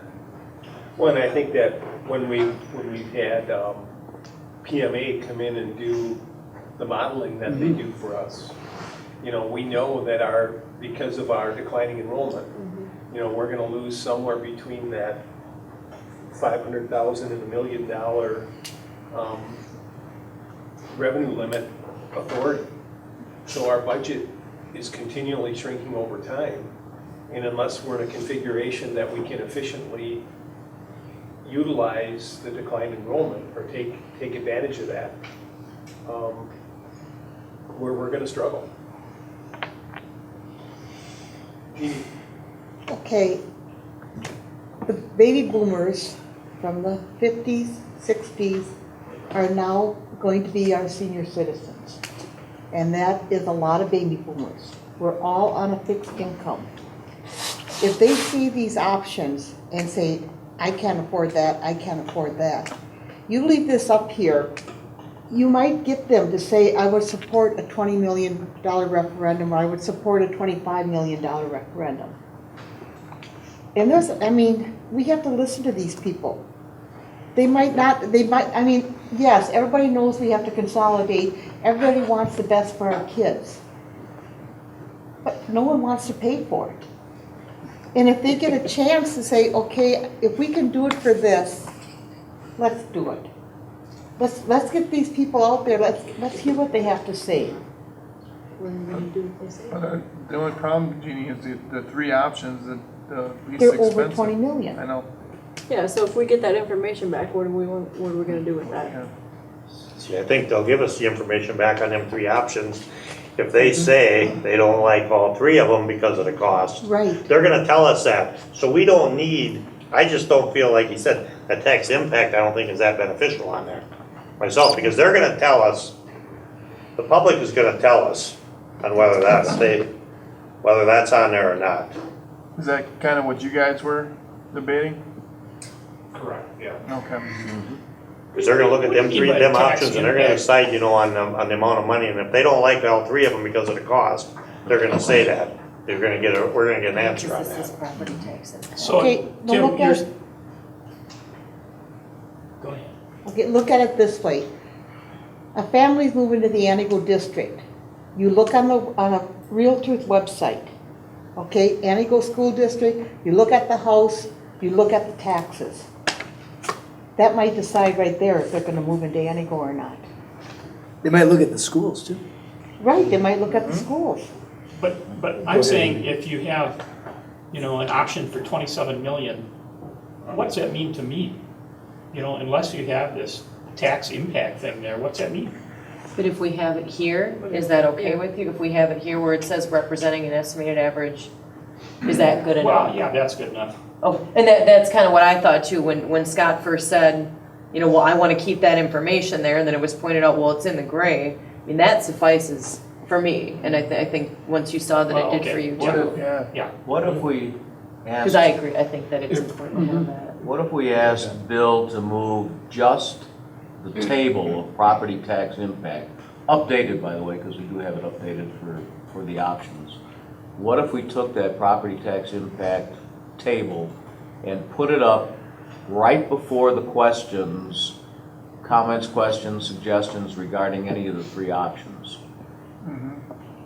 Just put that portion of it and put it there. Without the question. Without the questions, yeah. Just so the information is there from it.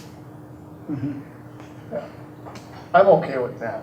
I mean, That sounds fine. I just don't want people to get overburdened, like, I just answered this question. Yeah. What are those dumb school board people thinking? What Dr. Childs is recommending, does that sound like an agreeable solution to everyone? Sounds good. You take the tax table that's highlighted on your copy there, and just the tax table, but the property tax impact table, you eliminate the question, and you just use the updated numbers of what the referendum amount would mean impact for $100,000 for $1,000 in property value, actually, and put the various priced homes that we have in our community. We have it for 75, 100, 150, and 200. So we put that in there. Okay, yeah. Does that make sense? Yeah. Okay. Are you still gonna leave it 25 million short like that? No, we'd update it so that it reflects amounts that are within the range of the three options, I think would be the way to do it. We could leave it 2025, I suppose, but Well, the reason I think you should leave that, but eliminate the other part about would you support this, is because you guys haven't gotten down to what you actually will have your option, the actual cost at the last moment. So here he's giving them a range, and that's why it said about putting up to so many $1 billion on option, blah, blah, blah. no, that's a good point. Yeah, we can do that. So then moving that up, eliminating the question and breaking it down by property values that you Yep. indicated? Yep. Yeah. Do you keep that Do we need to paragraph? vote on that? I don't know that you need to vote on it if you're all in agreement. Are we all in agreement on it? To do it that way? Would we keep, I think Scott just said this, would we keep that paragraph, the under state law district taxpayers who need to? Because I think that's kind of confusing too, though. I mean, I don't know that that's necessary. Is it? Yeah, they probably, I'm not gonna cut. Cut it. I would just Yeah, say. I mean, they, Yeah, It's just the I table. agree, I don't know that paragraph is necessary. Just the table. yeah. Property tax impact. Drop the paragraph, drop the question, and put the table in. If someone decides not to like that, taxes are $200 All right. more than somewhere Yeah. else. Okay. Then the next thing you gotta grapple with, because you aren't in agreement on this, is whether you should ask a question about an operating referendum. And quite frankly, you aren't gonna be around too long if you don't have one, but. Wait, I guess I was mistaken. I thought that we kind of were under the assumption that we have to ask for both. And I must be wrong. I thought that that was the case. Well, I think our argument administratively is that you have to, but, you know, obviously it's a policy decision for the board and not something. Ryan, you had something. Just two things right away. I think since we don't really know the like set in stone cost of this, we should probably just, instead of saying like set amounts or like at intervals, we should just say like starting at 20 million and then like up to like the 45 million. And for the second thing, what is the most expensive one on the table right now? 44. All right, so yeah, then probably just leave that just to show like benchmarks of. All right. I have a question for Clint. When Tom suggested this idea of having this say up to 44 million, Yes. are you comfortable with that? Do you have Yeah, your so price? how I reworded it is, would you support a referendum of up to 44 million for option 3? We've also used the word not to exceed, or, you know, But your estimates here, you're comfortable? yeah, I'm comfortable with that. I think that'll give the people the perception that it doesn't, when it's all said and done, when we're said and done, if we got an option, that the option isn't necessarily gonna be up at that cost, you know. That's right. But- Like you say, with this operations, the problem I have with it, I guess, is asking that with it is, yes, I understand it's gonna be a part of our funding, well, we're probably gonna have to do something, but I don't know if we include that with the facilities deal on here, if that's gonna make it, So, you know, it's gonna be too much at the public, Include what? Your the budget? operations. Well, let me talk about that a minute if I could, because I know there's some resistance and reluctance to having two questions, but A, it's not unusual for school districts to offer two questions. B, there is some legislation proposed currently in the legislature that's going to limit the times, places, and so forth that you can ask for an operating referendum. There is a time, sooner rather than later, that you will have to ask for an operating referendum. And quite frankly, your best chance is in April. Now, if the legislature does what it says it's going to do, and either or both questions failed, you would have to wait 2 years before you could ask again.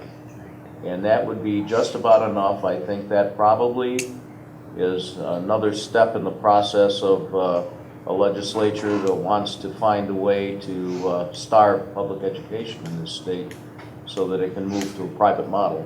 But that's just me.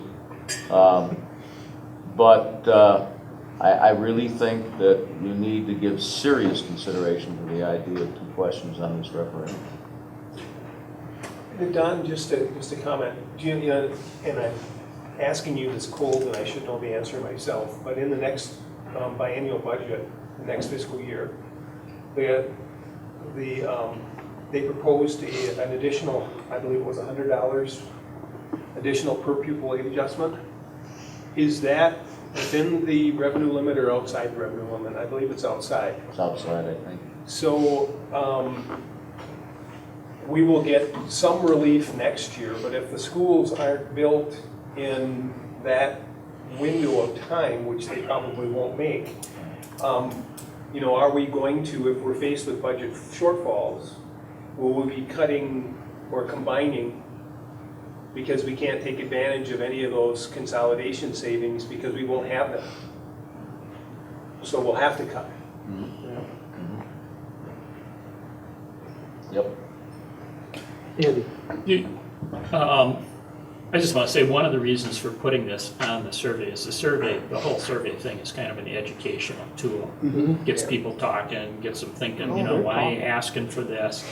And so if we leave it on there, even if we decide not to run 2 referendums, it's still an educational tool. And as Don says, at some point, we're going to ask for more money. Okay. I know you guys want to get rid of those questions. I would support. All right, let's say someone would, okay, 2 incidents. They don't like option 1, 2, or 3, they said no. But they went to and then they wouldn't support the operating referendum. What if they would support a 20 million or 25 million referendum, and then they might also support an operating referendum? Because it's put not. it in the comments. Yeah, Pardon me? they can put Put it in the comments. comments section. Sure. Yep. Are you suggesting that they would have their own plan? Either one of the 30 we studied already, or a different one? No, I'm thinking cost. That's what I'm thinking about right now, the cost. And if they see option 1, 2, and 3 and say, okay, this is what they're gonna spend, they'll say that we can't afford the operating one. But if we could come up with an option for 20 million or 15 million, it would be better. We should have it on here. One that we liked. Yeah, and I would agree, Jeannie, because if they can't afford it, then I would just assume they need to vote no. I mean, that's the hard reality of it, and we know that, but there's not a suitable option to us at 20 million, so that's why I asked if we got that information, what do we do with it? Because that doesn't fit into our, you know. And if people come Or back and vision. say they don't support any of these 3 options, that doesn't prevent us from running a referendum for 10 million if we can come up with some idea that fits the $10 million. Yeah, this is not the referendum. I mean. Right, I understand that. Right, yep. That's true. If I don't think it's hurts to ask these questions, but you know, if you want to make adjustments on them, this is the time to get their input. Right, because odds are we're gonna have to make adjustments because it's gonna be, like you said, unfortunately, a lot of people are gonna fill this out and they're gonna look at them numbers. Unfortunately, you know what they're gonna put in there. They're gonna say no. Yeah. So, Right. Well, are you okay with leaving the operating referendum question in there? I think so. I know the fix. I think we have to know. Yeah. We just gotta know. This is, like everyone has suggested, this is an information gathering tool. It's not the referendum or the referenda itself. Right. It is just to gauge what the community's opinion is, what they can feel they can afford. So it pays to put the information out there, make it available, and get the feedback. Absolutely. I agree with that. Am I wrong? Back to Don's point about running 2 versus 1, I think we should think seriously about that because I mean, with the first referendum for the original single consolidation, were there 2 questions or just 1?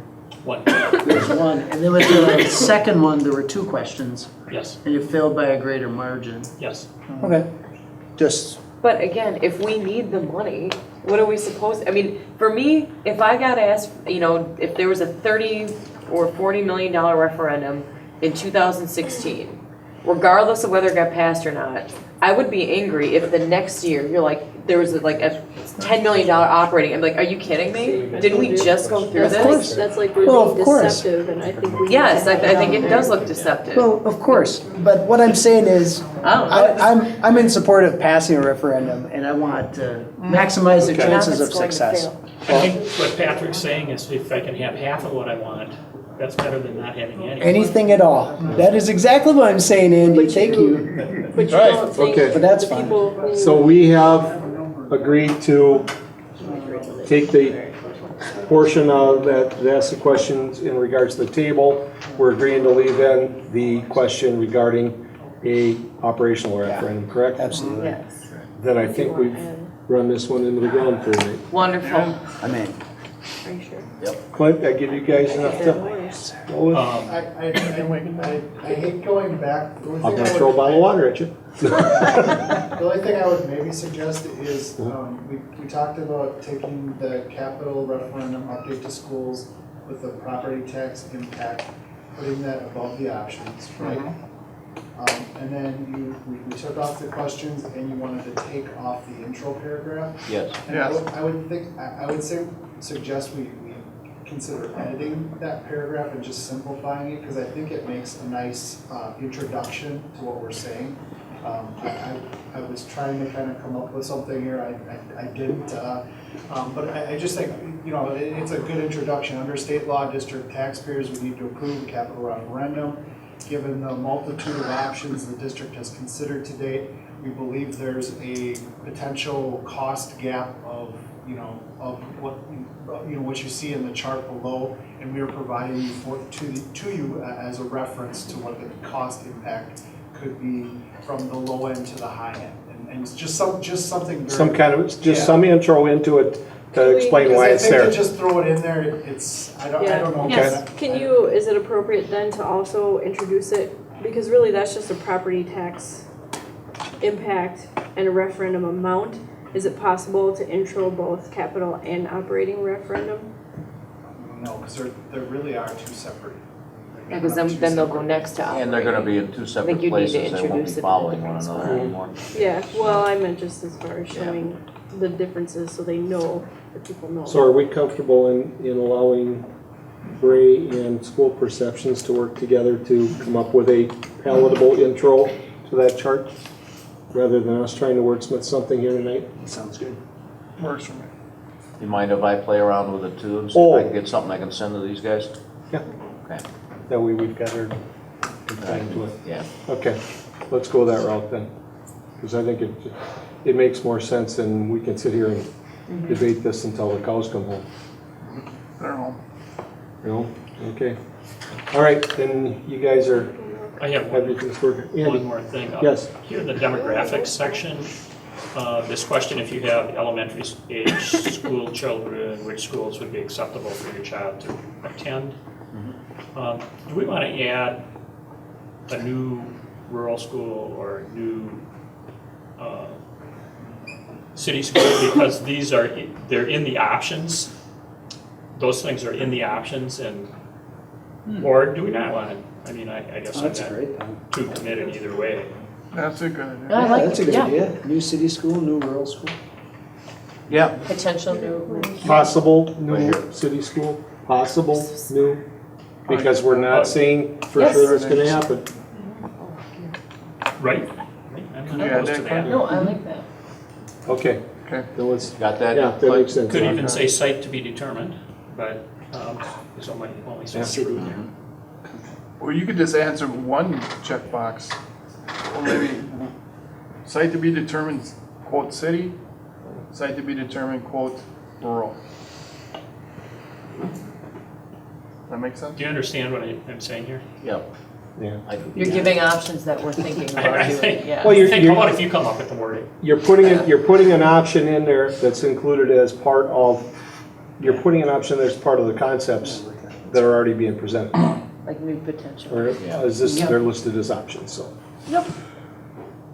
Okay. All the words. Good question. Anything else on this? As I look up and down the table and I don't see anybody saying much of anything. Too much. Alrighty, good. We will go with that then. Then we'll move on to item 6E, open or enrollment and open enrollment. Report on what we've got way of in and out. The only comment I'd make about it is that when I came here, we had about 166 students enrolled out of the district and somewhere in the vicinity of 20 open enrolled in. And there was a substantial gap of about 140 students. We are now down to 92 students open enrolled out and up to 32 new students open enrolled in, having closed that gap by actually about half, maybe more than half. So I think that's a credit to the district and to the staff. frankly, so. Wonderful. Thank you for all your hard work, folks. All right, that doesn't require any action. Don, what I wanted to do is, if it's okay with you. Please.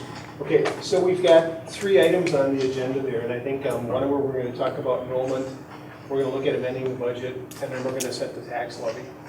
And what I'd like to do is just briefly touch on the documents that are up in board docs. And I just want to touch on a couple of words about this particular document. So this is enrollment used for the revenue limit calculation.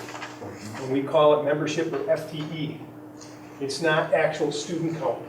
So under K-12, up in the right-hand corner there, we're looking at students in seats on the third Friday count. And if I look at that number for 15-16 compared to 14-15, that number is actually up by 13 students. The thing that's a little bit alarming is your K-12 count. Now your K-12, again, now this is membership towards the revenue cap. And we get a 0.6 FTE for every 4K student that's enrolled. Last year's number was 93 students compared to this year's number at 65. So we're down 28 FTE. The numbers with students represents 115 versus 108. So a significant drop. The early childhood, those are our students that are 3 and 4 years old that are served at East. Those numbers are very similar. We've got 1 student FTE different in the enrollment count. Dr. Childs already mentioned the ins and outs, but to give you the particulars, we had 109 open enroll out last year, and this year we're at 87. If you look at the right-hand side of the page, and I'll try to come up a little bit, these are where the students are going. And if you look at the number, we're showing 87 students out and 3 4-year-old kindergartners out. Well, those 3 4-year-old kindergartners actually represent 5 students, so that's why the difference. And likewise, we've got the same going on with open enroll in. We're down a little bit. Last year we were at 32. This year we're at 29. So for the revenue limit purposes, last year we had a membership of 2,432 students. And this year we're at 2,404 students, down 28. Questions on enrollment? At $9,300 per pupil? Correct. We have a one-time revenue exemption though that covers us for that little For that one, reduction. yeah. One time, And then it goes away. then it goes away. The only question I have is, okay, just from, okay, because I know some people there and stuff, like the 4K, you said that number is down this year from last year? Correct. You know, but with that take consideration, I know I got some granddaughters that go to Peace, you know. I know they said that their numbers are up in their 4K, you know, that there are a lot more people going there. Is that affecting this number somewhat? I would. With the parochial schools, I'm saying, is there more, would that be affecting it? Did Peace have 4K last year? Or is that a new program this year? I believe they had it, but their numbers were smaller. Yeah. But they've got 2 sections going, but it's relatively small number. But yeah, it would affect, a handful of kids that would normally. Parochial schools will affect some of that. But I Okay. think But Saints will. But more All than that- Saints is a part of the 4K is part of the unified school district, so they would be counted, correct? No. Correct. That's Yes, correct, the yeah. kids that are in All Saints are counted here. No, actually, Tim, they usually. Their have- numbers are all included in this? All Saints is. Cindy, maybe you want to explain that? Okay, real yeah. quick? All Saints is Clint, one of thank our you. partner sites Yeah. for 4K, Peace Lutheran is not. Okay, that's all that, okay. I'm just curious on how that works. I do know, talking with the representatives from MPI, that for whatever reason, 4K across the state is down. Yeah, well, Mattoon has usually 4K, and because they were short, they couldn't, we didn't get the funding, so I know, but they were close, so that's all those students right there. I know the parents were like, I'm not driving my student into Antigo to go to 4K. So that's quite a drop there too. I will say, Jessica, we had 7 enrolled at Mattoon, 3 Yeah. of them are in town, so Yeah. there are 4 kids that are not there. Yeah. We have 111 kids in 4K this year, we had about 100 and, off the top of my head, I wanna say 140 last year. Tim, when you say 4K is down across the state, is it down that much? That is about And I don't know the 25%? specifics, I just was at a meeting and the DPI asked if our 4K enrollments were down. And several people said yes, and he said, well, they're down across the United States. That was his comment. He didn't give any particulars. This is. Okay.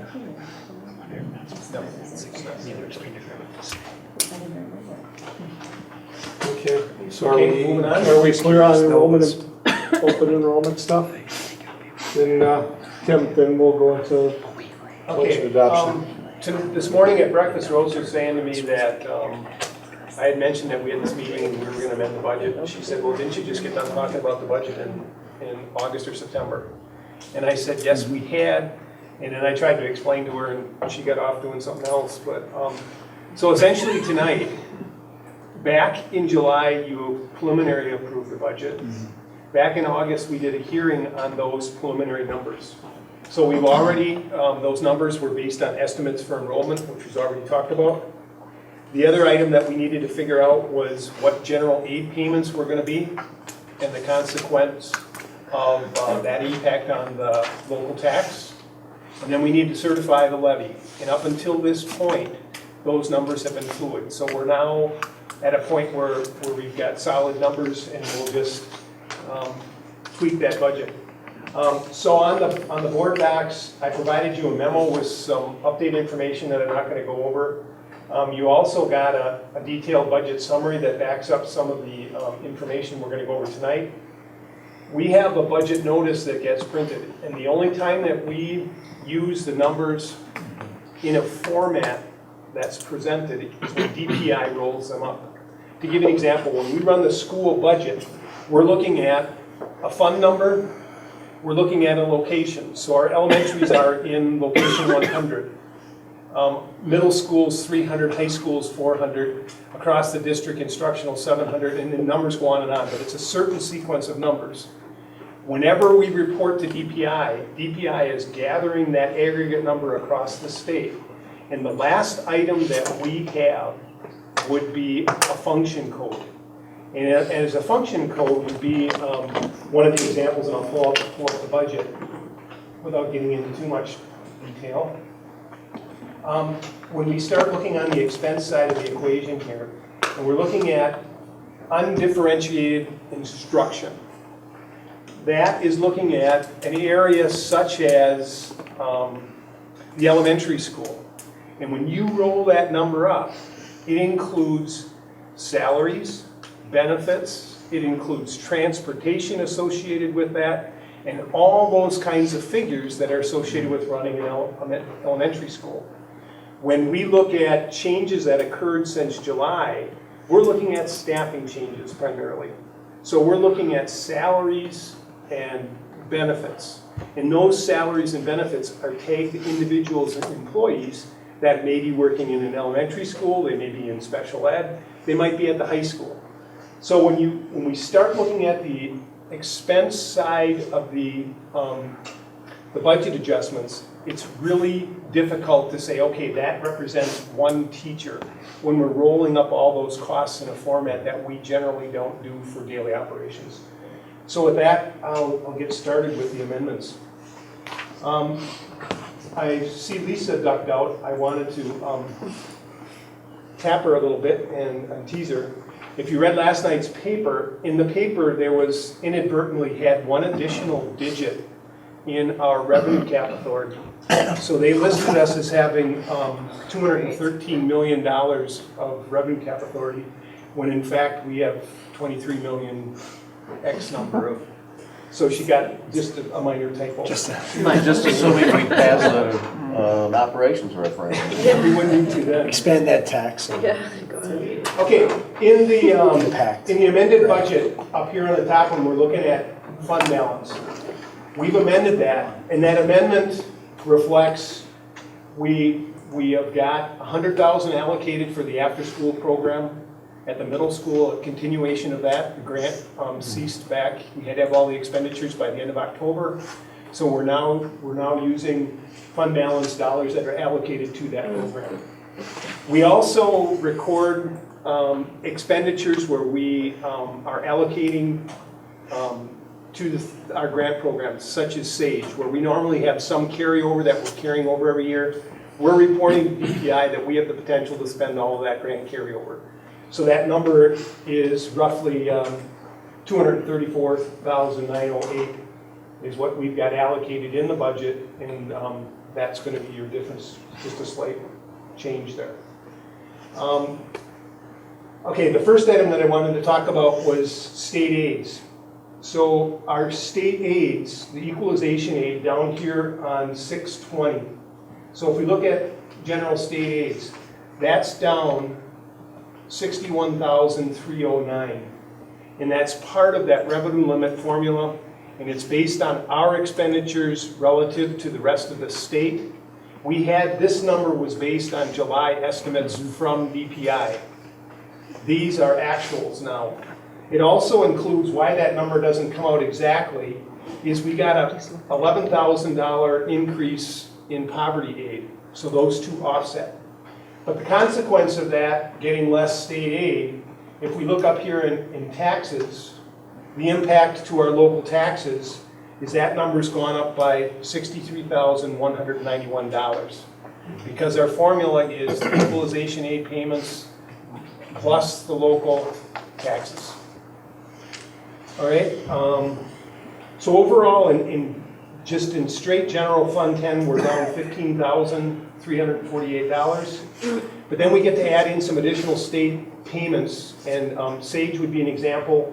We're down in line 630 under revenues. DPI project grants, we're getting, I'm sorry, is that the right line? No, it's not. I'm sorry, 650. Under the SAGE grant program, you can see there we had a $40,000 adjustment where we received, based on our free and reduced lunch and third Friday enrollments, an additional $40,000 into the SAGE program. Then the last item I want to talk about with revenues is here on the second page. Under miscellaneous revenues, if I can find it here, under 990. We just completed a timber harvest up at Neva Lake, and that $64,000 there is timber harvest proceeds that are earmarked for the school forests, and that group's been anticipating this cut for about 5 years, and they're hoping to, we don't have electricity and we don't have any running water out there, and they're hoping to take the cabin from about 1970 and get some running water and do some major upgrades to it for environmental ed program. So overall, our total revenues are at the $26,612,512, which is an increase of $89,215. So then when we get to the expenditure side, we're obviously going to project to expend those grant funds. And essentially, when I look at those, when we're looking at instruction, support, non-programs, those are costs that are rolled up. But primarily, we've had an increase in salary and benefits of $108,548 over what was estimated. In the memo, I talk about we hired 21 new staff members, certified staff members, 14 support staff members, and that could be just something as simple as either adding an additional half-time person in, people that select single insurance over married insurance or no insurance, and all those things with all that hiring since July represented that figure. I've also adjusted open enrollment down, so that would be expenditures where we have kids going out. We've just shown that that's down, so I've made an adjustment of $25,000 in the expenditure there. We've increased $25,000 to cover the cost of Bray Myron in the long-range planning. We'll have costs associated with that, possibly some additional costs associated with the survey. And as a result of changes in salary and benefits, we've lowered the interfund transfer, and this is going to be, let's see if I can find it here. Item non-program functions, that interfund transfer, that number is down $126,173. That interfund transfer represents the Fund 10 expenditure to balance Fund 27 special ed. So it says the impact to the district is going to be that much lower. So essentially, we balanced Fund 10 then with the additional revenues of $89,215, and those will match the consequent additional expenditures. And why this format gets a little frustrating, now you look at Fund 20. Fund 20 includes special education, but it also includes our donations. Totally two unrelated funds. So to pinpoint on this roll-up format is difficult to do. But we had handicap aids were down $7,300. And again, as a revenue stream to Fund 27, we talked about that interfund transfer. That number is down that $126,173. For total revenues into Fund 27, down $133,000. It doesn't add up exactly to that because donations in Fund 20 are up almost $14,000.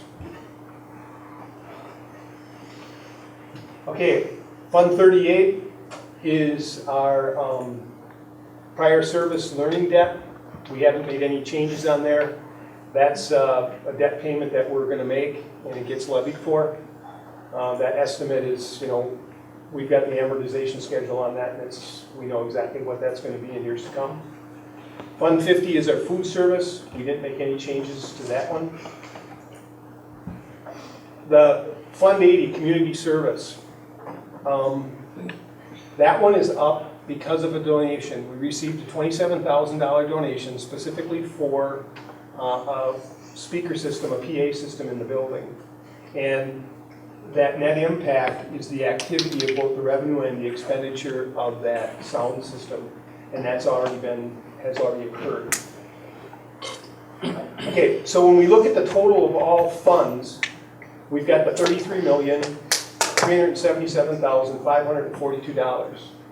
And that number often gets reported as our total expenditure. Why that number is wrong is, again, that interfund transfer that we make to balance special ed. Because that expenditure is occurring in Fund 10, and it's also a part of the expenditures in Fund 27. So it needs to be taken out of there. And that's why we come up with a net of all expenditures of $30,540,481. Then on the bottom is the amended levy. And again, that's that tax impact, and we'll go over that in the next slide. Any questions on the budget?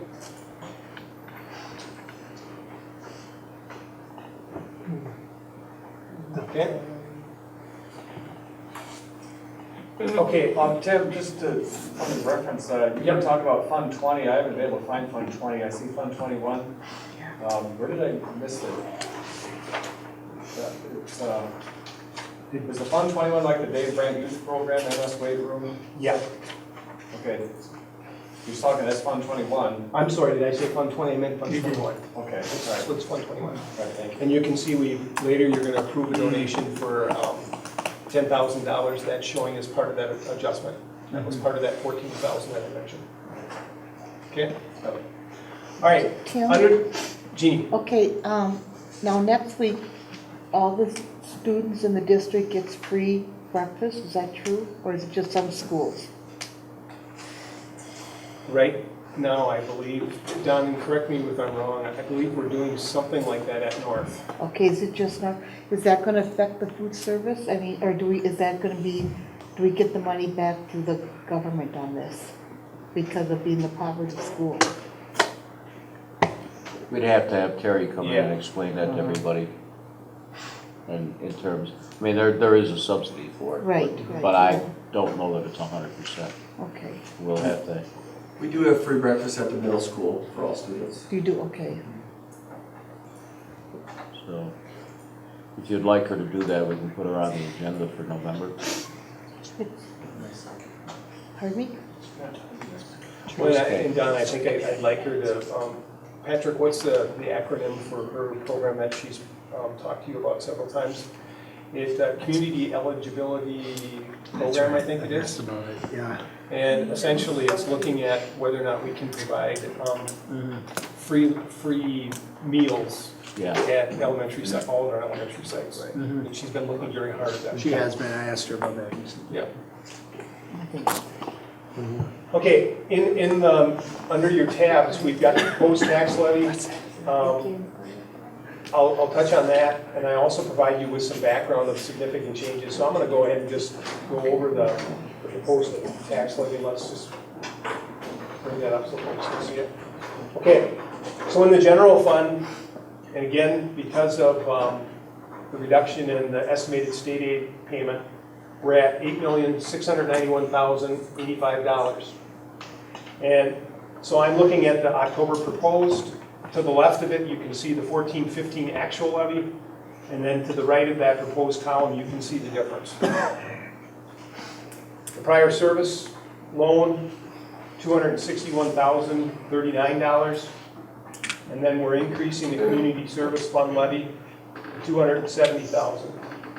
For a total proposed levy of $9,222,124. And then another important factor on the sheet that I don't have listed, which I should have, is I believe we had almost a 1.74% increase in the equalized value. So we were just over $1 million last year. I think it was a 1 million, approximately 1 billion. $50 million for about a 1.74% increase. So between the combined lower general fund, along with the increase of $50,000 in the community service debt, we're still dropping the amount of the local levy. And then we've had the increase in equalized value for a net effect of a negative 3.36% on the mill rate. Questions on that? I also included then, because we get equalization by municipality, DPI goes ahead and gives you this nice little sheet, and I'll try to blow it up here so folks can see it. That's a little too big. So this looks at municipality, and it looks at, you can see on the first column, we're looking at last year's, we're looking at the current year, and then we're looking at the difference. And even though that we've gone down across the municipalities an average of 3.3%, you can see some of these numbers over here where we've got in the town of Upham, it looks like they're going up almost 6.4%. You can look at, it looks like the town of Village of Anawa. Village of Anawa is going up 5.79%. But on average across the district, we're going down.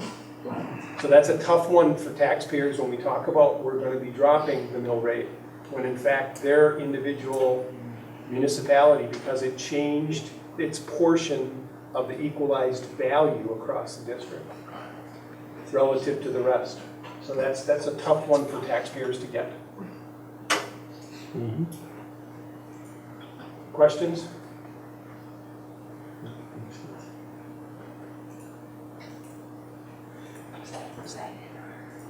So Don, I guess we're asking them for.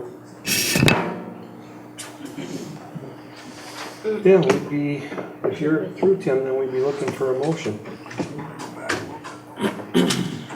I move the board approve the budget for fiscal year 2016, including $30,540,481 in revenues from all sources, and for all fund expenditures of $30,540,481 in all funds, and a levy of $9,222,124 with an estimated mill rate of $8.63 per $1,000 of assessed value. Second. Okay, we have a motion from Mr. Mary, second from Dr. McKenna. Board approval budget for the fiscal year 2016, including $30,540,481 in revenues from all sources and for all funds. Expenditures of $30,540,481 in all funds, and a levy of $9,222,124 with an estimated mill rate of $8.63 per $1,000 of assessed value. Any discussion? Hearing none, Bobby, roll call vote, please. Patrick McKenna. Yes. Jessica Mead. Yes. James Schultz. Yes. Tim Fuller. Yes. Tara Gizla. Yes. Andy Mary. Yes. Scott Jensema. Yes. Jeannie Long. Yes. And Mike Bowler. Yes.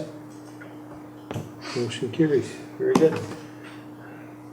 Just got a question, it's not related to that much, I guess, but on the, each of the little towns assessed value going up and down, is there a reason for some of them going up so much and some going down so much? You know, like, just by looking at them, you know, have a little bit of knowledge of them, like the Village of Anoa going up 5.79%, but I guess that's not $4,000 is the total amount. Yeah, Is that just the way the assessor came through with the recent assessment? it must be. Yeah. Okay. And I think there's actually, I mean, there's been talk for a number of years that everybody gets on the same cycle. Yeah.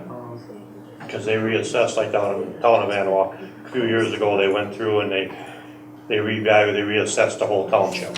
Yep. They do that every so many years. They have to do it every 4 years, Yeah. unless your property values fall out of the range of the real value by 10%. So if the values appreciate more than 10% or depreciate more than 10%, they have to be assessed. Answer your question, Jim? Sort of. Well, sort of, okay. But I guess you'd have to find out each municipality exactly what happened there. Yeah. And I think, Jim, you'd have to just study so if you looked at, the way to do it would be look at the equalized value for municipality. Look at that percentage relative from one year to the next, and that'll give you the answer that you need. Okay. Then we will move on to item 5H, authorized short-term borrowing. So before we discuss, we'd be looking for a motion, please. I would move that the board adopt the resolution to borrow up to $1,500,000 in short-term notes for purposes of cash flow to bridge revenue distributions in accordance with section 67.128A of Wisconsin statutes. Second. Okay. We have a motion from Ms. Mead, second from Mr. Mary. The board adopt a resolution to borrow up to $1,500,000 in short-term notes for the purposes of cash flow to bridge revenue distributions in accordance with section 67.12 param A8 and param A of the Wisconsin statutes. Getting late, folks. Okay, discussion. This is something we do pretty much every year, and it's to realistically cover the difference in time frame from when we actually receive our revenues from the state of Wisconsin and when the bills are due. And Don, correct me if I'm wrong, I don't believe we've received aid payments yet for this fiscal year, and we're already in October. That's really the purpose of it. Yeah, and I don't think you get your first distribution until like January. So you might get something in December, yeah. Yeah. Mike, we don't approve who we're borrowing from. I mean, that doesn't need to be part of the motion. Because We have the several bids resolution. here. We have several bids.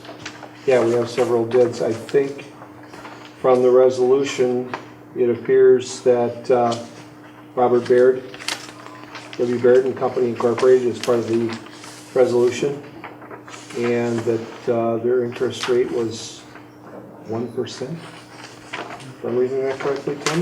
Yeah, they had I don't understand all the high finances.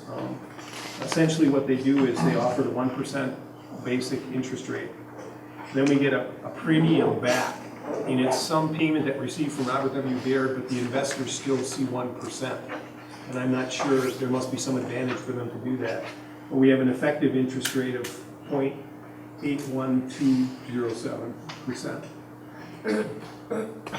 Which is the lowest of the It is bids the that you lowest put of out there. Bankers have 0.84. Okay. But there was no premium from Bankers Bank, so then that was carried forward.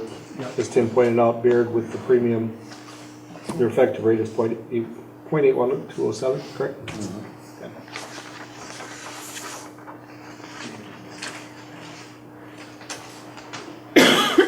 Any further discussion on this?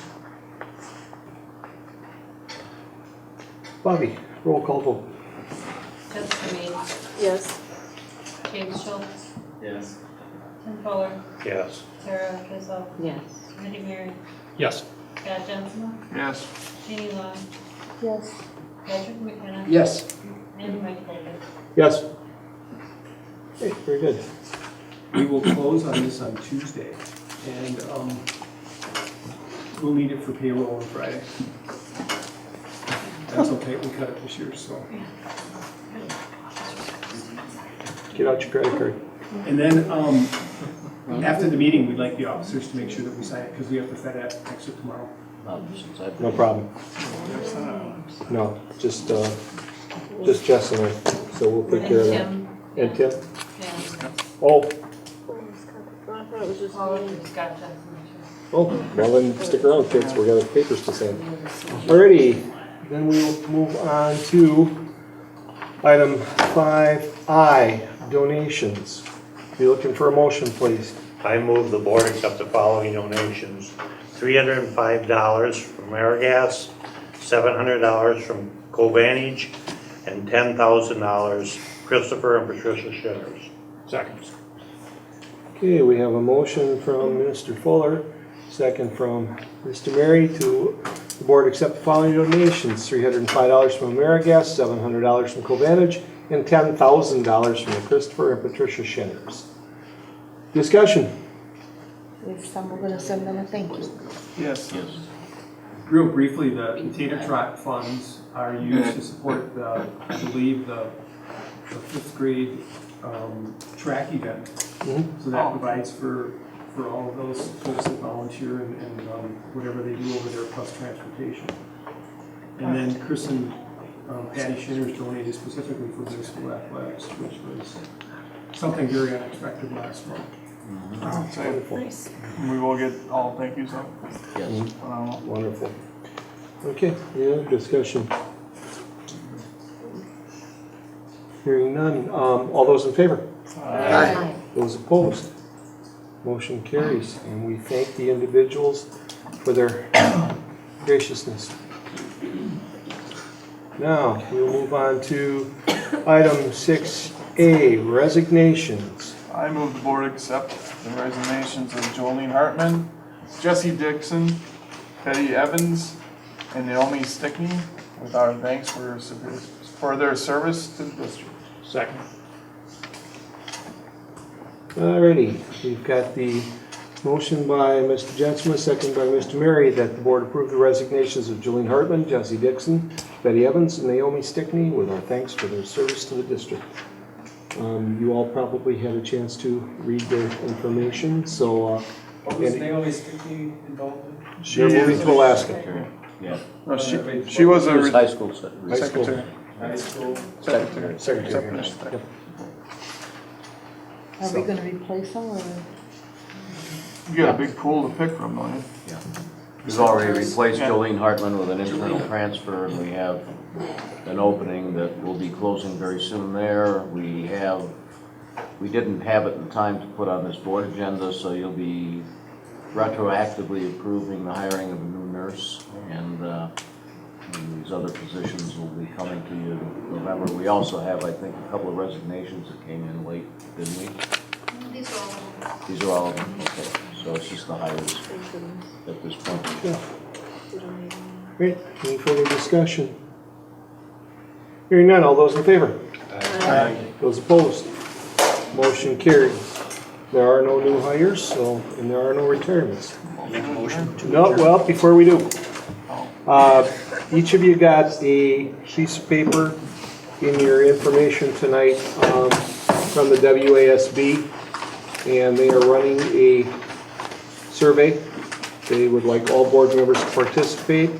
It's online, we have an access code, and I would recommend that you all please follow suit and take time for the survey and get it filled in, because feedback to WASB is highly important. They do appreciate it. So that being said, now we'll look for a motion to adjourn.